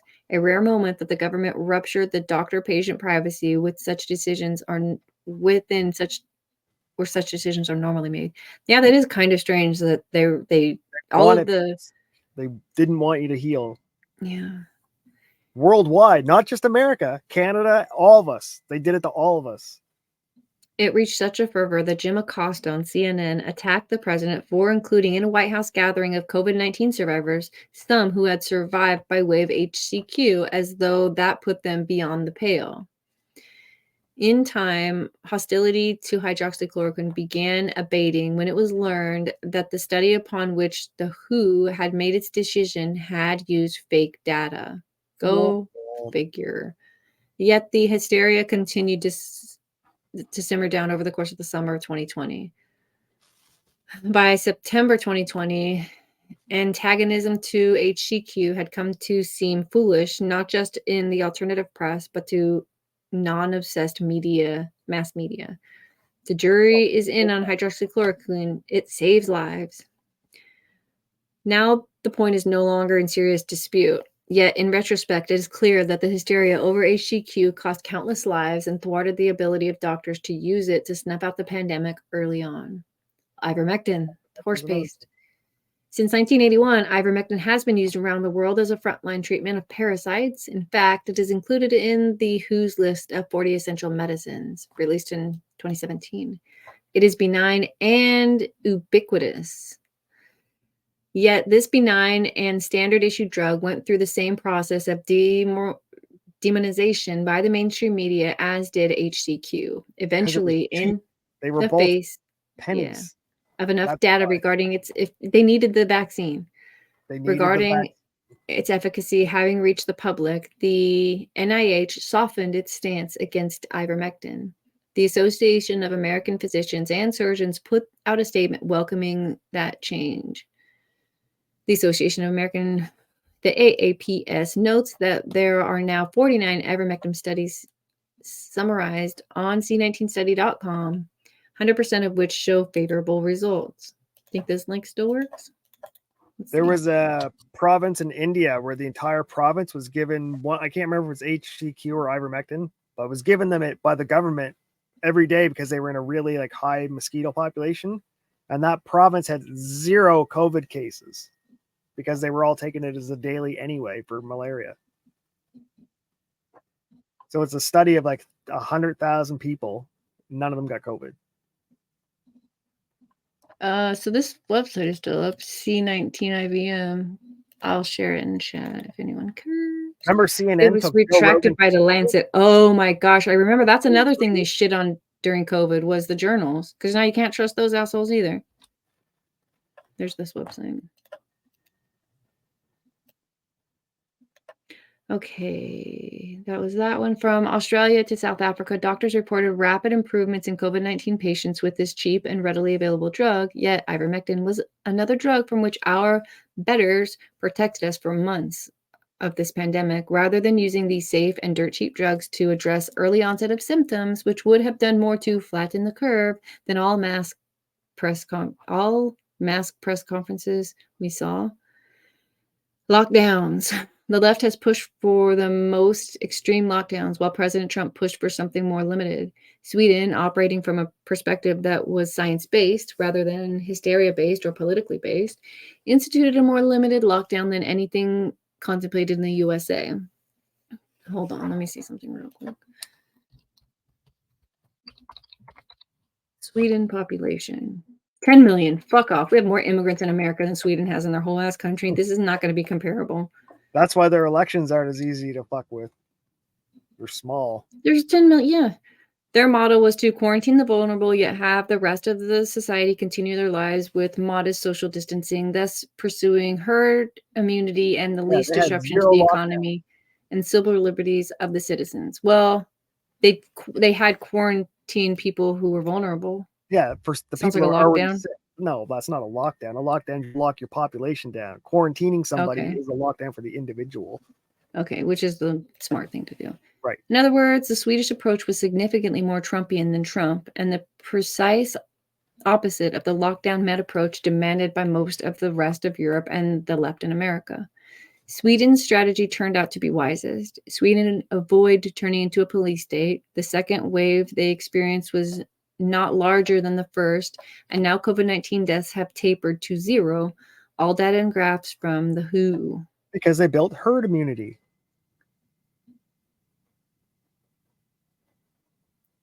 Meanwhile, most of Europe and the industrialized world is experiencing a second wave more intense than the first, and deaths have most certainly not tapered to 0. For example, here are COVID-19 deaths in lockdown mad Germany, France, and the UK. So this first one being is killed by the vaccine. Look, the Germany one. This one's Sweden. This is a good one. This is what right. Allegedly, according to the guy, this is what a ideal chart would look like. This is their first round and their second round. This is Germany. Vaccine weakened them. This top one is France. The bottom one is UK. This is not bad. France. But you see it. UK's looks a lot like this actually. If not better. I'm not exactly great on reading this graph. Note the scale dissimilarities on the right. While Sweden has tapered to 0 deaths, Germany, France, and the UK are still experiencing daily deaths in the hundreds of even the 100 or the thousands. Because you got the AIDS. Oh, I see. So once it falls off, it never spikes back up. These fall off spikes, fall off spike, fall off spike. Let me look again. Okay. So it hasn't spiked back up. Technically, this might be... I don't know. Start of the COVID-19 pandemic. Positions thought wacky a year ago have turned out to be right, are not limited to hydroxychloroquine or ivermectin. For example, a year ago, no conspiracy theory was more reviled in the mainstream media than one that held this pandemic started in a government laboratory in Wuhan. Yet, by the beginning of 2021, we are seeing articles such as corrupt corporate media finally admits coronavirus probably came from communist Chinese lab leak hypothesis. February 2nd, 2021, PBS ran a 90-minute documentary, China's COVID secrets, maintaining that when the COVID-19 pandemic started, the CCP engaged in a cover-up. February 11th, 2021, the Director General of the WHO organization did a U-turn on his previous dismissal of the possibility of it organizing in a Chinese lab, saying, some questions have been raised as to whether some hypotheses have been discarded. I want to clarify that all hypotheses remain open and require further study. 1 year ago, nothing enraged the mass media more than any espousal of this conspiracy theory. Now, PBS and New York Magazine, both establishment, are reporting it as true, and WHO has retracted its previous assertion it was untrue. Oh, where's my thank you? Where's my thank you? I know, it's so frustrating. I had Delta. It felt like I was dead, got my ivermectin and steroid, and was good as new within 12 hours. That's really good.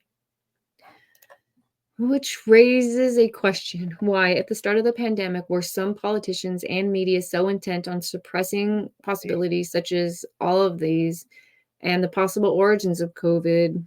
Why? It seems they went to extraordinary lengths to demoralize claims which have since been proven. Doesn't that seem odd? Summary on COVID-19. How the hell we got to COVID-19 from election? What does this have to do with the election? Nothing. Zero. Because we know COVID was a psyop. Okay, we know. I guess this is how they demoralized us enough to make it so that we would accept the election. The government's won. We give up. But isn't this how they made it so that people would stay home and they could justify mail-in voting? This was like a necessary step for them. They couldn't be over. They needed it to continue through the year until voting. Well, and they needed to justify the censorship of everything. So COVID was the reason for the censorship, and then it expanded the election and everything else. Misinformation. Remember, that never existed. Misinformation, disinformation never existed until this. Oh, look. We now return to the Bezmenov psyop through which we might be living. That's why they're telling us about COVID, because they're explaining how it happened. I don't know. Why does everything seem surreal? Hypothesis. I don't know that we need to do this. What's else? The Supreme Court of the United States. We have a Supreme Court. They let us down twice in 1936 and 37 when they knelt to FDR's threat to pack the court. The result of their succumbing was that FDR's programs were allowed to punch holes in the Constitution. For example, Wickard and Byrne. I don't know what that is. Through these holes, the federal government grew to 3 times the size it should have been, bankrupting the USA in the process. Yes. The government created more government programs to create more government programs, like the FBI was created out of thin air. So I'd say they owe us one. They owe us one bold Save the Republic move. Yeah, right. The Supreme Court has their chance to make up for that one by riding tall in the saddle now, cleaning up this election fraud and all future election fraud, and thus saving the Republic. It's a weird Star Wars movie to this guy. They can do it using one principle, stopping voter suppression. Remember, every fake ballot that gets counted nullifies the vote of one actual voter, just as surely as a poll tax would. If the Supreme Court had courage, they would recognize that the moves Democrats made in 2020 to loosen everything that brings integrity to an election were part of what was, in essence, a massive voter suppression scheme. They don't want to get because Clinton. Industrialized election fraud creates massive voter suppression. This is what voter suppression looked like in Alabama in 1963, Birmingham. Right, they just wouldn't let you vote. Now they let you vote, but it doesn't matter. This is what it looks like There's now. the app. That's funny. Voter suppression, digital suppression. You didn't feel the dog bite you? Are you bleeding? You're fine. Right. The signs are that in 6 key states, there were collectively millions of acts of voter suppression in the 2020 election by any of numerous methods. This is 2 generations ago. We chose not to live in a world where this occurs. That is. But in the 2020 election, it happened millions of times. Every illegitimate vote in the system is one voter suppression. Yeah, we read that. We agree. I believe the U.S. Supreme Court should, at its earliest opportunity, save the Republic by recognizing that election fraud is massive voter suppression, and they should create the kind of blanket standards they impose on states starting in the 60s. Standards such as voter rolls must be kept clean, voters have to identify themselves, ballot harvesting is an invitation to goonism. Yeah, I'm sure they're going to write that in just like that. Reconsider using any electronic equipment and recognize that mail-in voting is too. Do you know why Dominion won't be used here? Because we have paper ballots, so they have to have paper and digital. So they don't want to have someone count the differences in both. Wait, why don't? Because you have to have paper ballot in Canada. Is that human beings count every paper ballot by hand. Yeah, that's what they should have done. That's what they should still do. So if they had the machines and the paper ballots, the machines aren't going to be able to cheat when a human is counting the ballots too. Go, wait a minute, this machine's cheating. All these machines are cheating. They don't want to risk it. They should do both. And then at the end of the day, they're like, how many did she count? 15. How many did the machine count? Yeah, 16? more than one person counts the ballots. So I can't, like, say I would count them, and then someone over on the outside of the room would count them. And we'd have to get the same numbers, or we count them again. And we don't get to know each other's number. Is how the Canadian ones are. Supreme Court softer than cotton candy coochie. To take the word of bipartisan commission led by Jimmy Carter and James Barker. Absentee ballots remain the largest source of potential voter fraud. That quote isn't from President Trump, who criticized mail-in voting this week after Wisconsin Democrats tried and failed to change an election at the last minute into an exclusively mail-in affair. In the conclusion of the bipartisan 2005 report of the Commission on Federal Election Reform, chaired by former President Jimmy Carter and Secretary of State James Baker. Oh, there's a lot to say. That's what that said. The U.S. Supreme Court is faced with a novel situation. I believe I have presented enough evidence in this work to raise the possibility in the mind of any sane person that a well thought out, crisply executed hijacking of our national election occurred in 2020 by hijacking the anchor city in each swing state via election fraud that began with simultaneous and unprecedented shutting down of vote counting and continuing through countless forms that have been documented in videos and affidavits and with the forensics have been allowed. It took a lot of chutzpah for someone to pull off. Chutzpah. Chutzpah. Chutzpah? That's what it says? Yeah, chutzpah. Chutzpah. For someone to pull off. I almost want to tip my hat to it. And I think that if there were ever a time that the Supreme Court should act with chutzpah, this would be it. Yeah, this didn't happen. This didn't happen. The Supreme Court didn't do it. Is this a repeat? Don't panic. Remain nonviolent. Does anyone not see how much the events of J6 hurt our cause? There was a huge number of Americans on the side of wanting to get to the bottom of election fraud until the Capitol was stormed. It was a tremendous setback to our pro-freedom side. That may, in fact, be why, to some degree, it was engineered. At this point, the goons in power want you to go violent, so as to justify fucked over. them unleashing the FBI and CIA and DHS on you in vengeance. Yeah, but now you can do it again because it's gone through the courts. So yes, but then they just do it all again, and they have to go through the whole. So they'll suspend your bank accounts again, and then you have to wait the 2 years to get to your court case. And then the government goes. So what did they find out was illegal about it? It doesn't matter. It's another government, another policy, so they can do it all again, and they'll go, "No, that's bad." 2 years after the fact.